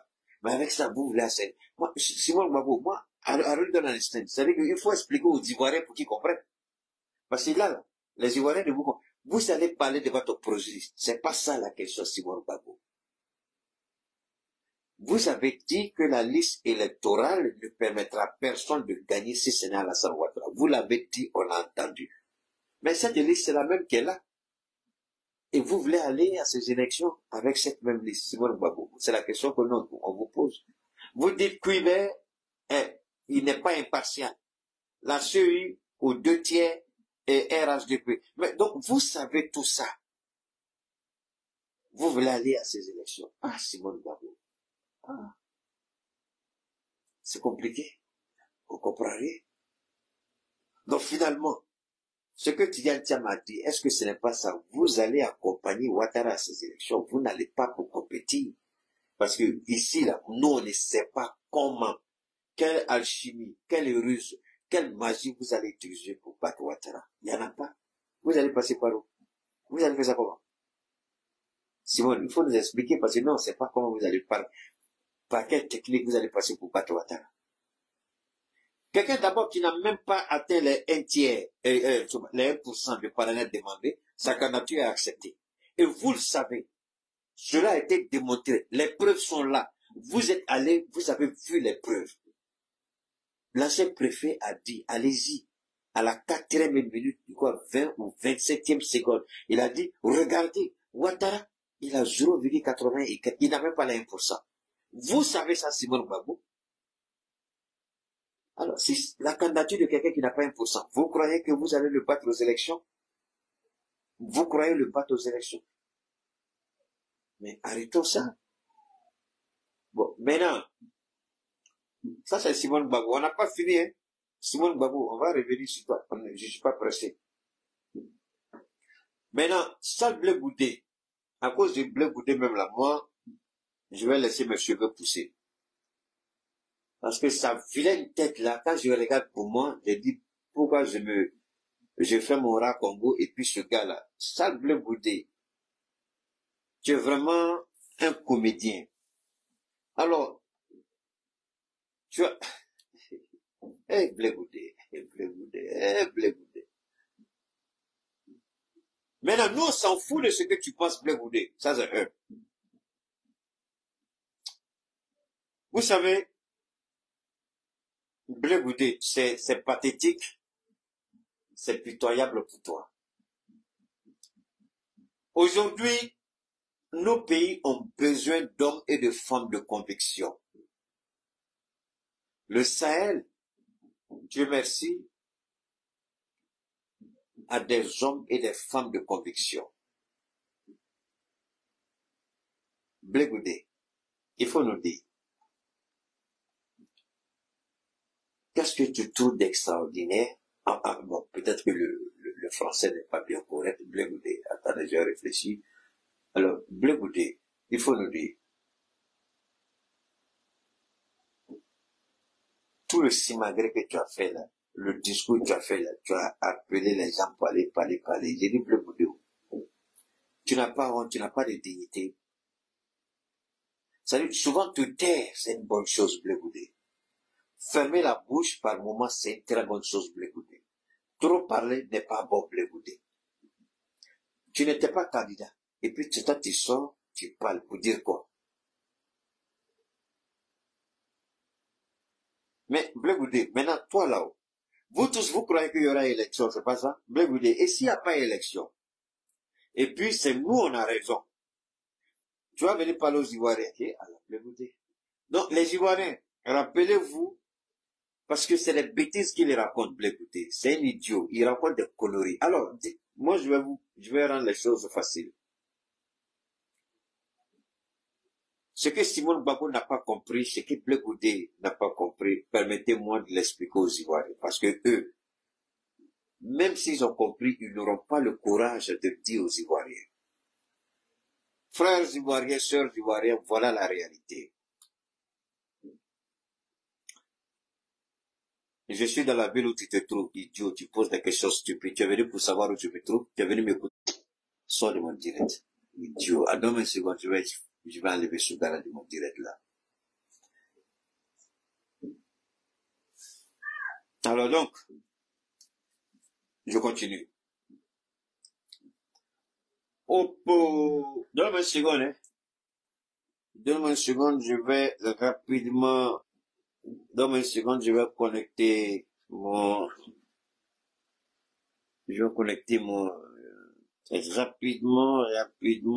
rapidement. Permettez-moi, hein, je vais rapidement, donne-moi une seconde, hein, je vais connecter rapidement, semble que je suis un peu hors réseau au niveau de YouTube là. Voilà, ok. On va rapidement, voilà, ok. Ma manière de dire idiot, ça peut être déjà. Alors, donc, regardez bien. Voilà des gens qui disent,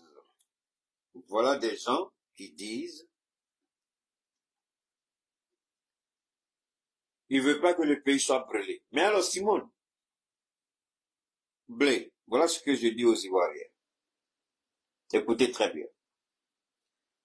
Alassane Ouattara, je l'ai dit à maintes reprises, il est à un stade terminal de 2 cancers.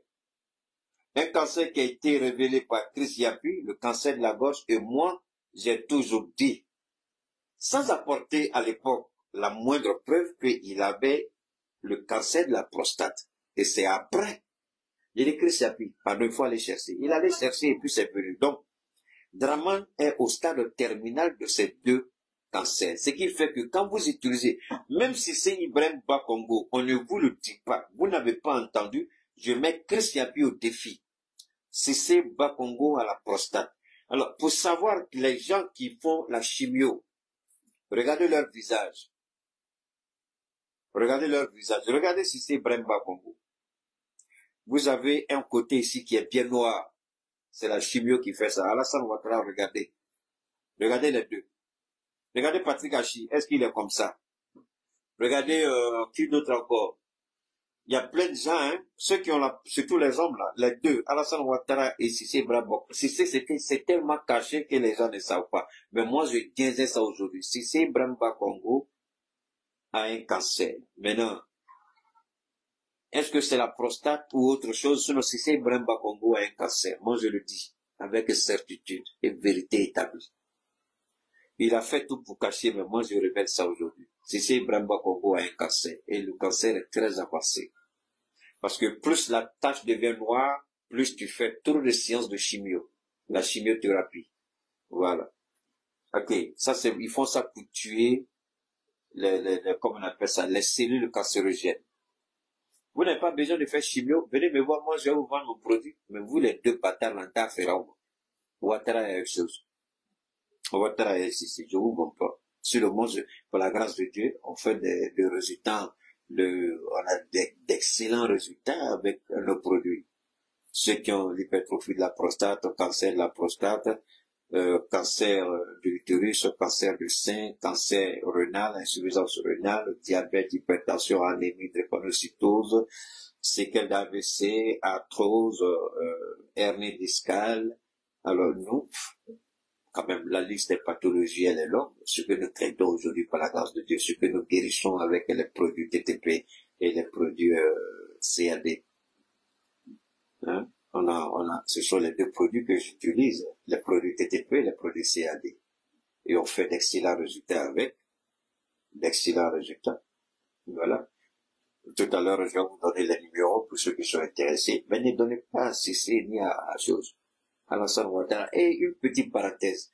Vous avez vu Zoumana? Zoumana, ça fait 5 ans que Zoumana est malade. Écoutez très bien ce que je vais vous dire. J'ouvre une petite parenthèse. Ça fait 5 ans que Zoumana est malade. Le même Zoumana que vous connaissez. Il a fallu que je lance un message sur les réseaux. Le produit de Zoumana est déjà parti pour traiter les séquelles de l'AVC qu'il a. Et vous avez tous vu que c'est maintenant que Apoutou, avec d'autres personnes, ils se ramassent pour aller voir Zoumana. Mais pourtant, Apoutou, ça fait combien de temps tu sais que Zoumana, Apoutou, tu vas me dire que ça, c'est moi qui, voilà. Ça veut dire que vous ne pouvez pas combattre Keïta, parce que Dieu, ça c'est Keïta là, c'est affaire de Dieu donné. Laissez-le. Vous avez vu, depuis que moi, j'ai parlé de Zoumana, et j'ai envoyé les produits pour traiter Zoumana, Maintenant, les gens vont regarder Zoumana. Vous avez Apoutou avec quoi, un jumeau, quelque chose, il est parti avec des gens là. Apoutou, c'est maintenant qu'Apoutou, depuis que tu es à Abidjan, toi, tu ne sais pas que Zoumana était malade. Ta maman est comédienne, elle a travaillé au Zoumana. Tu as me dit que ta maman t'a jamais dit que Zoumana était malade. Brigitte Boy t'a jamais dit que Zoumana était malade. Il a fallu que Keïta, de son petit pays, le Mali, décide d'aider Zoumana en Côte d'Ivoire, que maintenant les gens sortent. Mais moi je dis, alhamdoulilah, si c'est mon appel qui permet aujourd'hui aux gens d'aller vers Zoumana, soutenir Zoumana, et ce n'est pas tout. J'ai un ami que je vais taire le nom, qui a apporté une aide financière importante à la famille de Zoumana. La femme de Zoumana m'a appelé, elle dit, ah, ton ami là, vraiment, il nous a envoyé l'argent, voilà, vraiment, il faut lui dire merci beaucoup. Moi, j'aide les... Non, on ne vient pas se vanter, hein. On aide les gens. Moi, quand j'envoie les produits, j'ai un ami à Abidjan, souvent, je lui dis, il faut aider telle ou telle personne. Il dit, grand frère, tu ne peux pas demander que je refuse. Et puis, il aide. Je ne dirai pas son nom. Mais pour Zoumana, je le dis parce que vous avez vu les larbins là-bas. Mais pourtant, il y a longtemps, Zoumana est malade. C'est une bonne chose. Si les gens vont aider Zoumana, parce que nous aussi, on veut l'aider, moi, je pense que c'est une très bonne chose. Sinon, il y a longtemps, il était malade. Il a été oublié. La RTI, c'est 3 minutes seulement que la RTI a fait passer la situation de Zoumana. Et 10 heures après, moi, je vois ces 9000 personnes qui ont regardé et dit, mais c'est pas vrai. Alors, Zoumana, je te souhaite prompt rétablissement et pour le bonheur que rapidement tu retrouves les planches pour commencer à faire rire les Ivoiriens et le monde. Merci infiniment. Alors, donc, ce que Babo et Safourle, ce que Simone Eivé et son fils Blé Goudé ne savent pas, ou ils savent, mais ils veulent se taire là-dessus. Je vais le dire pour que les Ivoiriens comprennent. Alassane Ouattara n'est pas prêt à quitter le pouvoir. Je voudrais que cela s'éclaire à tout le monde. Il y a plusieurs façons de se maintenir au pouvoir. Alassane Ouattara sait que ceci est son dernier mandat parce que lui-même, là, sa vie, Ouattara sait que sa vie, là, est comptée. C'est-à-dire le nombre de temps qu'il lui reste à vivre, là, Ouattara sait que c'est compté. Ouattara sait qu'il est au stade terminal. C'est pourquoi Ouattara, aujourd'hui, il se livre à cette pratique-là. Il se dit, je gâte tout, c'est comme ça. Alors, il ne veut pas quitter le pouvoir. Si Simone croit qu'elle va gagner ces élections-là, elle n'a qu'à arrêter de se blaguer. Ça n'arrivera pas. Si jamais il y a élection, Ouattara veut gagner les élections. Je vais vous donner les scénarios possibles pour que le pouvoir de Ouattara se pérennise. Ouattara veut gagner ces élections. Son vice-président ne sera plus vice-président. Ouattara veut gagner ces élections pour que on lui demande. Il a besoin d'Adama Bitogo aujourd'hui plus que jamais. Pour qu'Adama Bitogo et les députés RHDP et la coalition demandent au président de faire de Téné Brahima Ouattara son vice-président. L'objectif, c'est de quitter le pouvoir au plus tôt dans 6 mois, au plus tard dans 1 an, s'il vit encore jusque-là. De sorte que Téné Brahima automatiquement devient président de la République après que lui, il est démissionné à Alassane Ouattara. Et sa nièce monte à la primature. Donc, avant sa mort, il aura le contrôle. Il aura pris le temps. Parce que, rappelez-vous, il y a quelque chose qu'ils ont toujours dit. RHDP va rester au pouvoir jusqu'en 2050. 2050. D'accord. Nous sommes en 2025. C'est pas ça? Alassane Ouattara, il va faire, nous sommes en 2025, là. Donc, il reste quoi? 25 ans encore. Donc, 25 ans, qui croyez-vous qui va rester? Voilà comment ils ont fait leur calcul. Alors, si Simone croit qu'elle va gagner, elle se trompe. Même si Protocopie devient président, par extraordinaire, c'est une hypothèse. Il faut le maintenir au moins 1 an, 2 ans.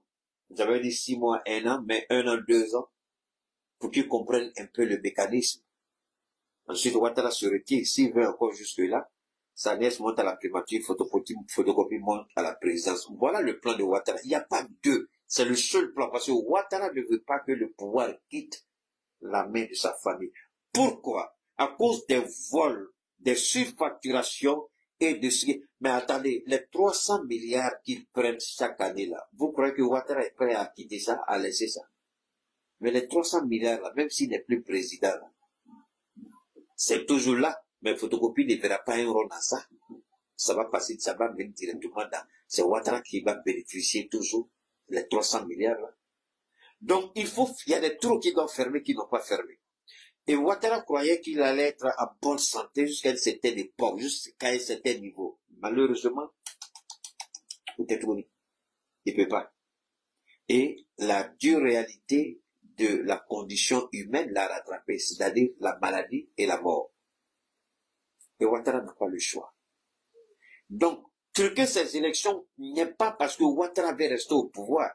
Truquer ces élections, c'est parce que lui, il veut faire la passation. Aujourd'hui, là, il choisit quelqu'un pour faire élection. Ouattara sait que la personne ne peut pas gagner. Il n'a pas. C'est-à-dire, mais Vincent, allez-y écouter, Vincent a fait une intervention sur NCI, je crois que c'est hier ou avant-hier, il a fait, où il a dit, il y a des régions où le RHDP a donné des instructions. Les préfets ont donné des instructions. Et on a interdit certaines régions aux candidats indépendants, PDCI, PPACI, FPI, de rentrer là-bas. Mais ils se sont arrangés quand même pour pouvoir recueillir des voix là-bas. Si Ouattara n'a pas été capable d'avoir 1%, croyez-vous que Ouattara peut gagner honnêtement une élection? Non, il le sait. C'est pourquoi lui-même il est candidat. Il gagne. Il aura sa façon à lui de passer le pouvoir. Parce que quand Ouattara dit, nous allons transférer le pouvoir, les gens n'ont pas compris le français de Ouattara. Transférer le pouvoir. Depuis Ouattara a dit ça, c'est aujourd'hui, je vais vous donner la vraie définition de transfert du pouvoir à une nouvelle génération dont parle Alassane Ouattara. Le transfert du pouvoir dont parle Alassane Ouattara, ce n'est pas un transfert du pouvoir à travers les urnes, parce que si c'est les urnes, on ne transfère pas les pouvoirs quand c'est les urnes, c'est le peuple qui choisit. Ce sont les élections. Ou bien, j'ai menti ici. Quand c'est élection, il n'y a pas de transfert de pouvoir. Mais quand c'est vous qui décidez de donner, là, vous transférez. C'est comme moi, je prends mon téléphone et puis je fais un transfert à Clémence. Un transfert d'argent, un transfert de documents. Vous regardez vous-même. Rentrez dans votre téléphone. Quand vous êtes sur la page WhatsApp, vous transférez. Et vous voyez qu'il y a des éléments. Quand vous les transférez à 2 personnes, on dit non, l'élément a été trop transféré. Vous ne pouvez transférer qu'à une seule personne. Donc, le transfert, ça part d'une personne à une autre personne. Mais le transfert n'implique jamais une élection. Est-ce que vous comprenez un peu le principe? Maman Simone, est-ce que ton fils ne peut pas t'expliquer ça? Hein? Parce que là, tu connais la politique mieux que moi. Est-ce que je dois te dire ça? Blé, tu sors à ta tête, tu parles, on dirait que tu comprends rien. Moi, je pensais que tu étais intelligent, mais tu es minable en politique, tu n'as rien saisi encore. Quand Ouattara dit transfert de pouvoir, est-ce que vous savez ce que ça veut dire? C'est moi, Ouattara, je prends, je donne à qui je veux. Voilà le vrai langage de Ouattara. C'est ça qu'on appelle le transfert de pouvoir. Moi, je suis là tout de suite, je rentre, vous voyez, ça c'est WhatsApp qui est là, non? Je rentre sur ma page WhatsApp, et puis je vais transférer un document, je transfère tout de suite le document à Clémence, à Christine, à Abou. Ça, c'est un transfert, ça parle de moi à quelqu'un. Mais quand Ouattara dit transfert, les Ivoiriens écoutent, mais est-ce qu'ils comprennent ce que ça signifie? Aujourd'hui était le temps de Dieu pour que Dieu vous donne la définition à travers ma modeste personne. Je vous ai dit, je suis son baobab, je ne suis qu'un instrument un véhicule qui, hein, lui met, moi je dis, puisqu'il ne va pas descendre pour parler à quelqu'un, il met là et ma bouche prononce. C'est tout. Donc le transfert, et Ouattara a répété encore cette année 2025. Il a dit en 2020, il répète en 2025. Donc en 2020, effectivement, le pouvoir devait être transféré. Mais j'ai dit, Ouattara, tu as menti. Et Ouattara, tout de suite, s'est ressaisi. Mais en 2025, il ne veut pas faire la même bêtise que 2020. En 2020, il a choisi un candidat mourant. Le candidat mourant était le choix de Ouattara. Ce candidat mourant allait transférer le pouvoir à Téné Brema Ouattara, qui allait être le vice-président. Attention, ne retirez jamais Téné-Braima de l'équation présidentielle. Vous le faites, vous n'avez rien compris. Téné-Braima est la raison pour laquelle Alassane Ouattara décide de violer la Constitution. Téné-Braima, il ne peut pas aller à des élections et gagner. Si on lui donne le pouvoir comme un bébé gâté, le temps des prochaines élections, il va s'acclimater avec les instruments du pouvoir. Ainsi, il sera formé comme Ali Bongo pour voler, comme Faure Gnassingbé pour voler. Voilà deux exemples dont Téné-Braima est fier. Ali Bongo, on a vu sa chute, mais Faure Gnassingbé a été plus malin. Il a quitté la présidence pour devenir Premier ministre. Mais le peuple togolais dit on ne peut pas, on ne sait pas jusqu'où ça va aller. Donc voilà, Simone Babo, Simone Eivé, voilà la réalité. Petit blé, avec ta tête, tu viens, tu lis tout ce qu'on a écrit pour te donner, pour faire plaisir au régime. Donc, moi, j'avais décidé de dire aux gens de te laisser tranquille, mais c'était une erreur de ma part. Tu ne mérites même pas même la compassion de quelqu'un. Tu ne mérites même pas qu'on s'apitoie sur toi, mais tu mérites qu'on te chicote matin, midi, soir avec le verbe français. Mais tu seras servible, écoutez, ne t'en fais pas.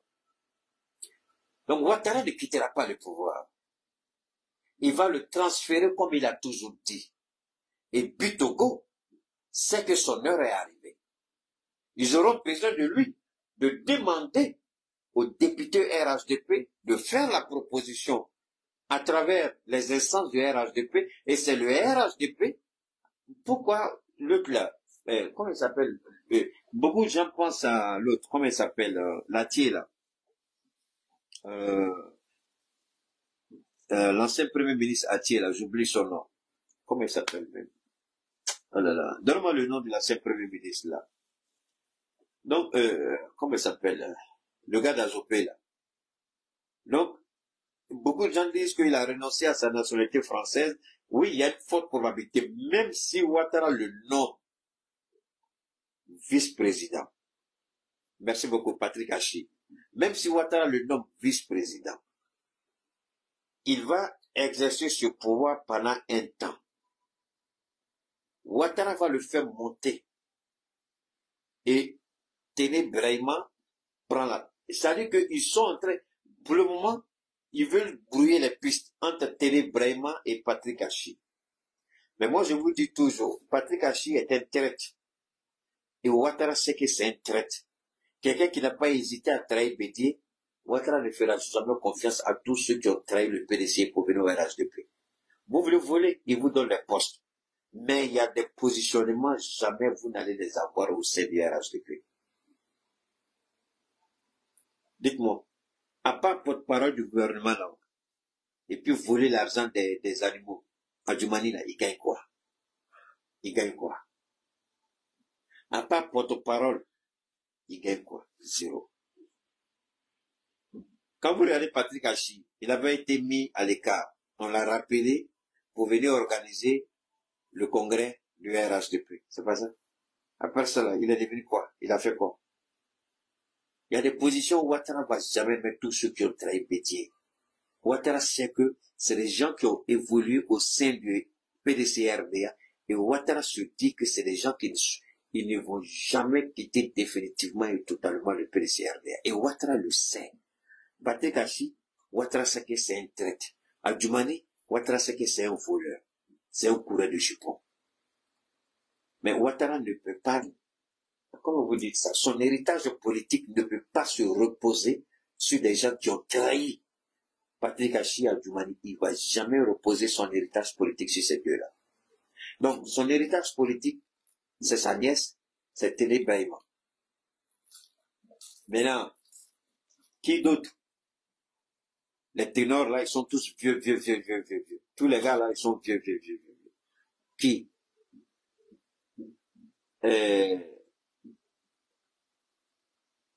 Si c'est Bakongo, non. Si c'est Bakongo n'est pas dans l'équation. Adama Bitogo n'est même pas dans l'équation. Il les place à des positions où il peut les utiliser au profit de Téné-Braima. Mais jamais il va les mettre à une position où ils auront une domination certaine. Jamais. Tout ce qu'ils vont occuper comme poste, ils seront soumis à une, comment vous dites ça, à une autorité plus élevée que eux. Et Ouattara n'est pas fou. En allant à ces élections, vous croyez que Ouattara, c'est pour lui-même? C'est pourquoi je dis à Simon, si vous croyez que c'est Ouattara, vous allez affronter à ces élections-là, vous avez tout faux. Vous allez à ces élections-là compétir contre le mensonge, contre la tricherie, contre la fraude. Vous n'allez pas compétir contre Ouattara, mais vous allez compétir contre la fraude. Et déjà, le vainqueur est connu d'avance. Merci Kada Kamara. Le vainqueur est connu d'avance, Alassane Ouattara. Et Ouattara a besoin de gagner pour transférer, comme il a toujours dit, le pouvoir à qui il veut. Et cette fois-ci, à qui va transférer le pouvoir? Il garde le suspense, mais tout le monde sait que c'est ténébrèvement. Parce que tu confies le pouvoir à certaines personnes, mais Alassane, ils vont mettre ton cul dehors. Alassane Ouattara, ton cul sera au dehors. Ton cul sera au dehors. Pourquoi se blaguer? Ils vont mettre son cul dehors. Vous croyez qu'Alassane Ouattara va mettre un gars comme Adama Bitogo à une certaine position? Vous croyez qu'il va mettre Sissi Bremba Congo à une certaine position? Vous croyez que Touré Mamadou qui a la langue légère, il va le mettre un c'est fini? S'il a confiance à quelqu'un, c'est Kadia Kamara comme quelqu'un écrit, qui est une voleuse comme lui, c'est son fils Ténébrèma, c'est sa nièce là, Nassireva. Vous croyez qu'il est fou? Donc, il a un dilemme. Il a tué tout le monde, il a chassé tout le monde. Et tout le monde a peur de lui. Donc, il veut transférer le pouvoir. Il ne va pas à ces élections-là pour perdre. Il va à ces élections-là pour conserver le pouvoir et le transférer à son fils. Simon Gbagbo, si tu n'as pas compris, c'est le sens de ces élections. Et si Alassane Ouattara sait qu'il y a trop d'éléments qui vont empêcher la tenue de ces élections, il va prendre le devant et prendre un décret pour mettre la Côte d'Ivoire en état d'urgence. Quand un État est en état d'urgence, il n'y a pas élection. Et puis c'est fini. Ouattara veut que l'opposition lui donne une raison pour décréter l'état d'urgence. C'est ce qu'il veut faire. Et Simon Gbagbo, moi je suis étonné de voir que vous pensez qu'Alassane Ouattara est quelqu'un d'honnête, de sincère. Et vous croyez qu'Alassane Ouattara, d'accord? Ça, Bleu Goudé, tu as tapé poteau. Tu ne peux rien nous apprendre désormais. Tu vois? Tu veux le démontrer à la face du monde malgré ce que tu as voulu faire passer comme quelqu'un d'honnête et de sincère. On a vu ton véritable visage, Charles Bleu Goudé. Pourquoi je ne suis pas surpris? Si tu avais été légèrement intelligent, tu allais dire, attends, maman Simone a été retenue. Donc, tu sors pour donner raison à maman Simone. Tu sors pour dire, ah, d'accord. Donc, tu as un problème avec Babou Laurent, comme on a toujours dit. Tu as un problème avec Sorobio. Tu as un problème avec la vérité. Tu as un problème avec le PDCR. Ça, tu es trop petit d'affaires de ce pays. Tu crois que tu vas gouverner le pays. Tu peux te berner, te blaguer. Tu peux faire des illusions. Croire que la Côte d'Ivoire sera un Sénégal. Ça n'arrivera pas. Au moins, Macky Sall a été idiot. Il avait une liste électorale propre. Et Sonko a profité de la liste électorale qui était propre. Il y avait une institution qui organisait les élections. La justice était contre eux, mais l'instance qui a organisé les élections n'avait pas autre choix parce que la victoire était éclatante. Mais, contrairement à Sonko et à son frère Diomaye, oui, Clemson, effectivement, il avait tout à fait raison. Vous savez, moi, je préfère qu'on me donne toujours, ma chérie Clémence, des raisons suffisantes avant d'attaquer. Et je disais qu'il faut accorder le bénéfice du doute à Charles Blé Goudé. Mais il nous a apporté maintenant ce que tout le monde a toujours pensé. Il a mis ça clair devant nous. Donc, on va l'allumer avec. Donc, ouais, c'est ça qui est un peu dangereux. Et c'est ça qui est dangereux. Donc, on va Je le dis, je le répète, si Alassane Ouattara sait que l'opposition va sortir, et si on nous donne ne serait-ce que une petite raison, il va décréter l'état d'urgence et il n'y aura pas élection. Il va s'asseoir au pouvoir. Il va dire tant qu'il y a des troupes, il n'y a pas élection. Et c'est ce qu'il peut décider. Mais croire que cela, parce que à là, ces élections, on peut gagner comme ça au Sénégal, vous vous trompez. Au moins au Sénégal, je répète, Charles Blé Goudé, comme c'est un petit, j'ai jamais voulu le contredire ce petit-là sur ce point, mais je vois qu'il n'est pas suffisamment intelligent, il n'est pas suffisamment rationnel. Pourquoi? Le Sénégal avait une liste électorale propre. Le Sénégal avait une liste électorale irréprochable. Le combat de Sonko et de Diomaye n'était pas par rapport à la liste électorale, mais ils avaient un problème par rapport à la gestion du pouvoir de Macky Sall. Et Macky Sall a utilisé les instruments et les leviers du pouvoir pour les incarcérer. Mais quant à la crédibilité des élections, il n'y avait pas de... Voilà comment ils ont gagné simplement. Ils n'ont jamais contesté, enfin à ma connaissance, hein, même si ça a été fait, je ne suis pas au courant, ils n'ont pas contesté, autant pour moi, la liste électorale ou l'institution chargée d'organiser les élections présidentielles. Mais ils avaient un problème par rapport à Macky Sall lui-même. Donc c'est totalement différent. Quand Charles Blé Goudé prêche dans le désert, l'idiot ne comprend pas qu'il y a une distinction. Alors que la Côte d'Ivoire, il faut faire cette distinction entre la liste électorale sénégalaise et la liste électorale ivoirienne. Et l'idiot passe son temps à berner, à mentir, Laisse-moi, je suis en train de parler. Non. Donc, ok, merci.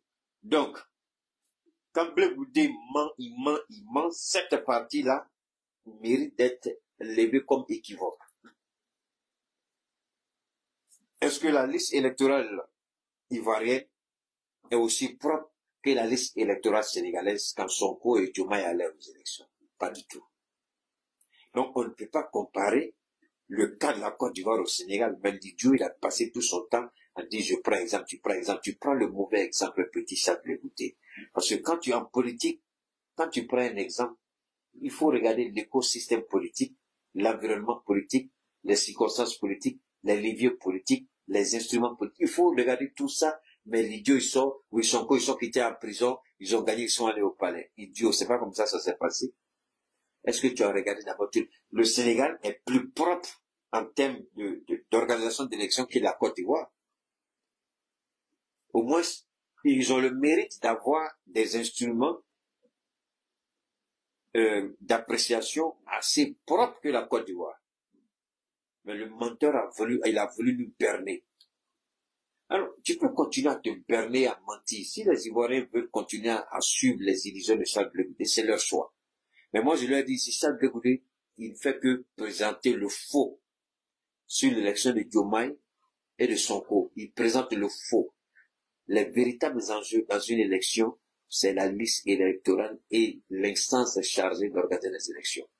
Est-ce que Charles Blé Goudé peut dire qu'il va comparer les institutions sénégalaises à la CEI, la liste électorale sénégalaise à celle de la Côte d'Ivoire? Il peut le faire, il peut pas. Donc c'est un petit menteur, un manipulateur, un corrompu. Donc l'exemple qu'il prend est faux et ne peut pas s'appliquer à la Côte d'Ivoire parce qu'il n'a pas tous les éléments d'appréciation au niveau du Sénégal. Il faut faire une comparaison globale. Mais il n'a jamais fait ça.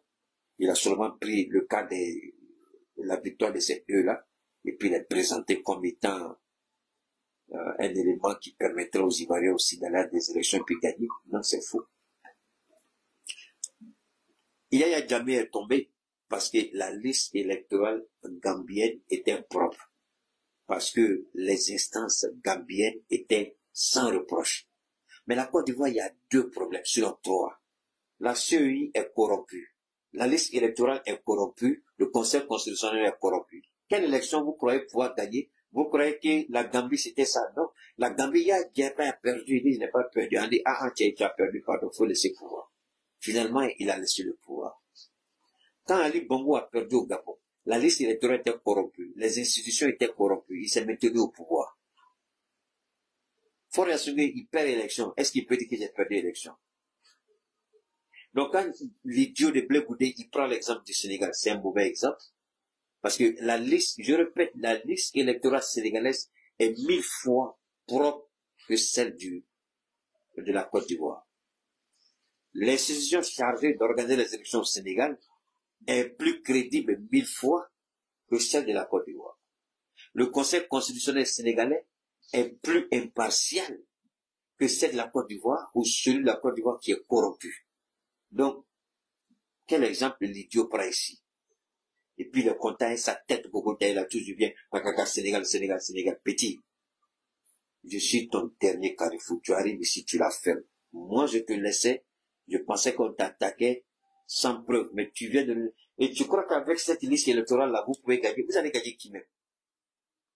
Vous allez gagner où? Vous allez passer par où pour gagner?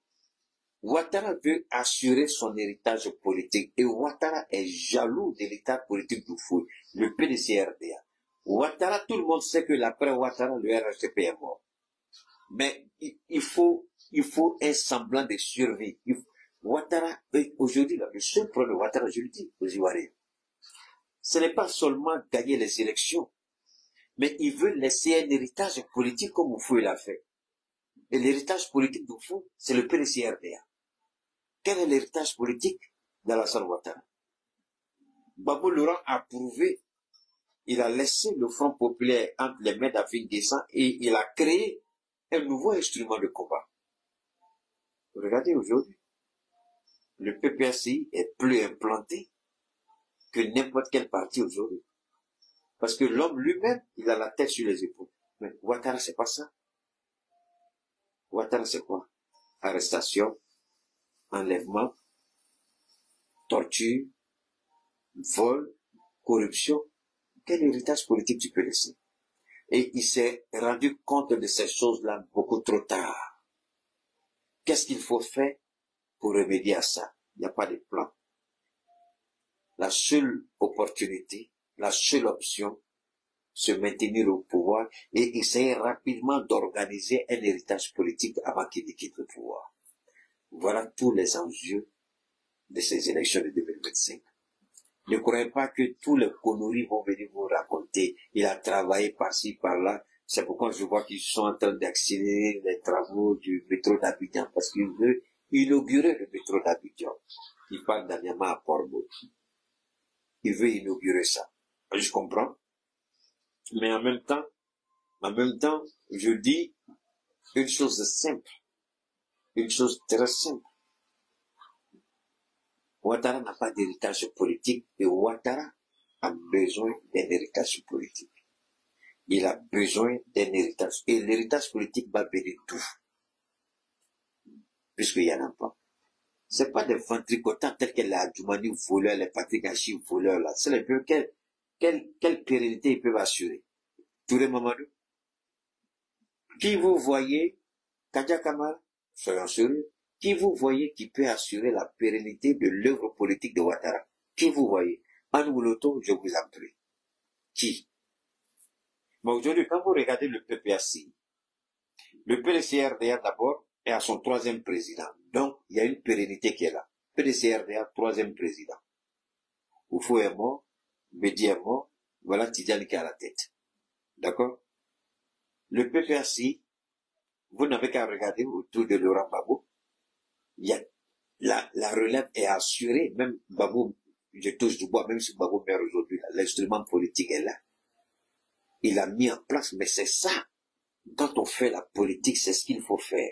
Il faut laisser, pourquoi le petit Kirk, il a été tué aux États-Unis? Parce qu'il était en train de préparer l'héritage politique de Trump. Et les extrémistes qui n'aiment pas Trump, mais la vérité commence à sortir, c'est pas une seule personne qui l'a tué, ça a été commandité, il y a eu des gens, les gens comme je serais étonné s'il n'y a pas le nom de Bill Gates, s'il n'y a pas le nom de George Soros. Je serais étonné si ces deux-là ne figurent pas sur la liste de ceux qui ont fomenté l'assassinat de ce petit-là. Parce que le petit était en train de quand il n'avait que 31 ans, il était déjà mondialement connu. Et aux États-Unis, il était la relève de Trump. Et partout où il allait, il distribuait les t-shirts, les casquettes MAGA. Make America Great Again. Et ça, c'est le slogan politique et l'héritage politique de Donald Trump. Et c'est lui-là qui faisait ça. Ils étaient beaucoup, mais il était le plus en vogue. Parce que lui, les débats, c'était pas des podcasts où il faisait des débats dans son studio. Lui, il allait sur les campus. Dans les 50 États, il va sur les campus. Et puis, pendant toute l'année, il fait un programme, il fait la tournée. Il peut venir en Californie, c'est un exemple puisque c'est de là que je viens, la Californie. Donc, toutes les universités, par exemple, il choisit, s'il vient dans ce mois-ci, il vient à UCLA, ok, après UCLA, il va ailleurs, parce qu'après il revient, mais il va plus à UCLA encore, il va aller dans une autre université de la Californie. Donc, parce que dans chaque État, il y a plusieurs universités. Donc, le petit, c'est ce qu'il faisait, il tournait, et il était beaucoup apprécié. Il avait beaucoup d'opposants, beaucoup d'ennemis, comme beaucoup de sympathisants et de followers. Puisqu'il avait je sais pas, il avait combien, il avait 22 millions d'abonnés, je sais pas si c'était sur TikTok, là. 20 ou 22 millions sur TikTok. Et sur YouTube, je crois qu'il avait 5 millions, à peu près 5 millions, je crois, sur TikTok. Donc, Kirk, c'est quelqu'un qui parlait, il fait, l'héritage et la survie politique de Trump étaient assurés déjà avec ce gars-là. Mais, qui vous voyez qui va assurer quoi au sein du RHDP? Au PDC, la survie est là. C'est clair.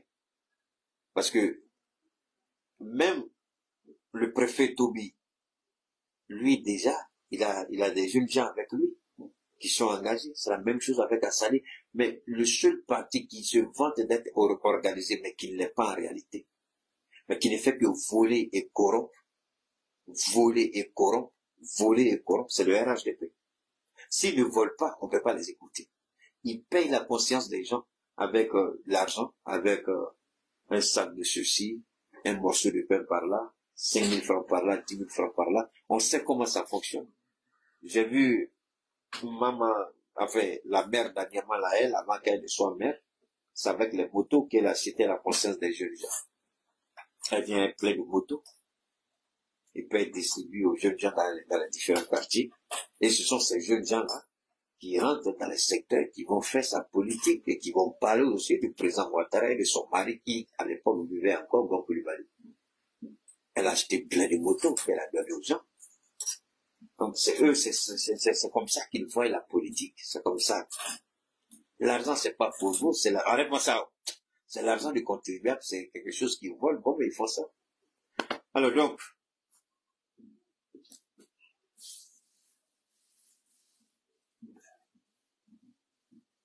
mon ami, donne-moi une seconde, je vais répondre à quelqu'un ici, c'est un ode à vie. Je ne vais pas te manquer de repères. Jusqu'à ta mort, tu ne peux pas connaître les États-Unis mieux que moi. Vous êtes des gens de personnes, vous ne connaissez même pas les gens, vous vous basez sur les on-dit. Dis-moi, qu'est-ce qu'il a dit? Il dit, le petit Kirk, tout ce qui l'intéresse, c'est le mérite. Et toi, tu vas me dire que tu le connais. Tu le connais mieux que moi. Hein? Ode à vie ou bien quoi là? Tu connais Kirk là mieux que moi. Je ne sais pas dans quelle partie du monde tu es. Mais moi, je suis allé, quand je suis arrivé aux États-Unis, ceux même qui étaient là-bas avant moi, 20 ans, 15 ans, à peine quand j'étais arrivé, je connaissais les États-Unis mieux que tous ces gens-là. Parce que tout ce qu'ils connaissaient, soit c'est leur taxi, soit c'est le restaurant où ils vont laver les trucs et puis c'est terminé. Moi, c'était pas ça. J'ai pris ma voiture, j'ai traversé les États-Unis de bout en bout. Je voyageais beaucoup. Donc, tu connais pas les États-Unis mieux que moi. Et moi, je m'asseyais avec les politiciens, les grands artistes. Mon fils qui est à Abidjan, je lui envoyais chaque fois les photos. Quand je prenais les photos avec les artistes, Snoop Dogg, 50 Cent, tous ceux-là, Ariana Grande, tous ces gens-là, parce qu'ils travaillaient là, moi, donc tu connais pas les États-Unis. Va dire ça à quelqu'un d'autre. Mais si tu es intelligent, si tu viens dans mon direct et puis tu poses ces genre de questions, quand je vais finir de t'allumer, je te chasse et puis je te bannis. Pour moi, c'est simple. Moi, là, je suis prêt. Tu me dis pour qu'est-ce que tu connais les idées? Quelles idées? Tu connais même pas le gars parce que les journalistes français sur France 24 au TV5, on raconte des conneries, tu sors sur le gars. Tu le connais mieux que moi. Des gens même que j'ai rencontrés, mais toi, tu n'as jamais vu. Tu me dis les idées. Moi, je m'en fous des idées. Si tu me poses la question, si je le connais, là, je peux te répondre. Toi, tu le connais. Tu l'as déjà vu. Tu as déjà parlé avec lui. Voilà des gens qui... Alors, il n'a pas le droit de défendre ses idées. Voilà des gens. Et c'est ceux-là qui vont dire démocratie. Moi, là, je suis pour la contradiction. Je suis pour la contradiction pleine et entière. C'est pourquoi j'ai toujours dit, moi, ce qui me concerne, il ne faut pas arrêter quelqu'un pour ses idées. Je l'ai dit ici à plusieurs reprises. J'ai dit, laissez-les dire ce qu'ils ont envie de dire. Et nous allons apporter la réplique. Ça sert à rien d'arrêter quelqu'un. Donc, tu penses que tu es quelqu'un là. Donc, tu me fais croire que à cause de ces idées, donc, ça a été bien fait de l'avoir tué. Tu es vraiment un idiot. Alors, donc, pour nous, c'est aussi simple. Moi, je suis toujours pour la contradiction. Je suis toujours pour la contradiction. Mais les petits commentaires idiots, si tu es garçon, tu penses que tu es arrivé. Bon, il y a tellement d'applications aujourd'hui. Tu peux être au bout du monde. Les gens, ils étaient en France. Et puis, ils ont lancé une visioconférence avec Simone Gbagbo. Aujourd'hui, là, en Côte d'Ivoire. Ils ont fait, là. Donc, si tu penses que tu connais, là où tu es là, il faut lancer des défis. Et puis, on sortit, on parlait. Si tu dis tu connais, et t'attends au tournant. Moi, j'ai toujours lancé des défis. J'aime pas retrouver. J'attends. Celui qui va décider de relever le défi, il n'y a pas de problème. Vous n'avez pas besoin de vous déplacer, c'est ce que j'ai dit. Là où vous êtes, il y a tellement d'applications qui permettent aujourd'hui de faire des trucs sans pourtant se déplacer. C'est très simple. Tu dis tu connais, non? Moi aussi je dis je connais. Lance défi. On va aller, puis les gens vont nous regarder. Quand je finis d'enlever ton caleçon là, il est allumé, tu as oublié la route.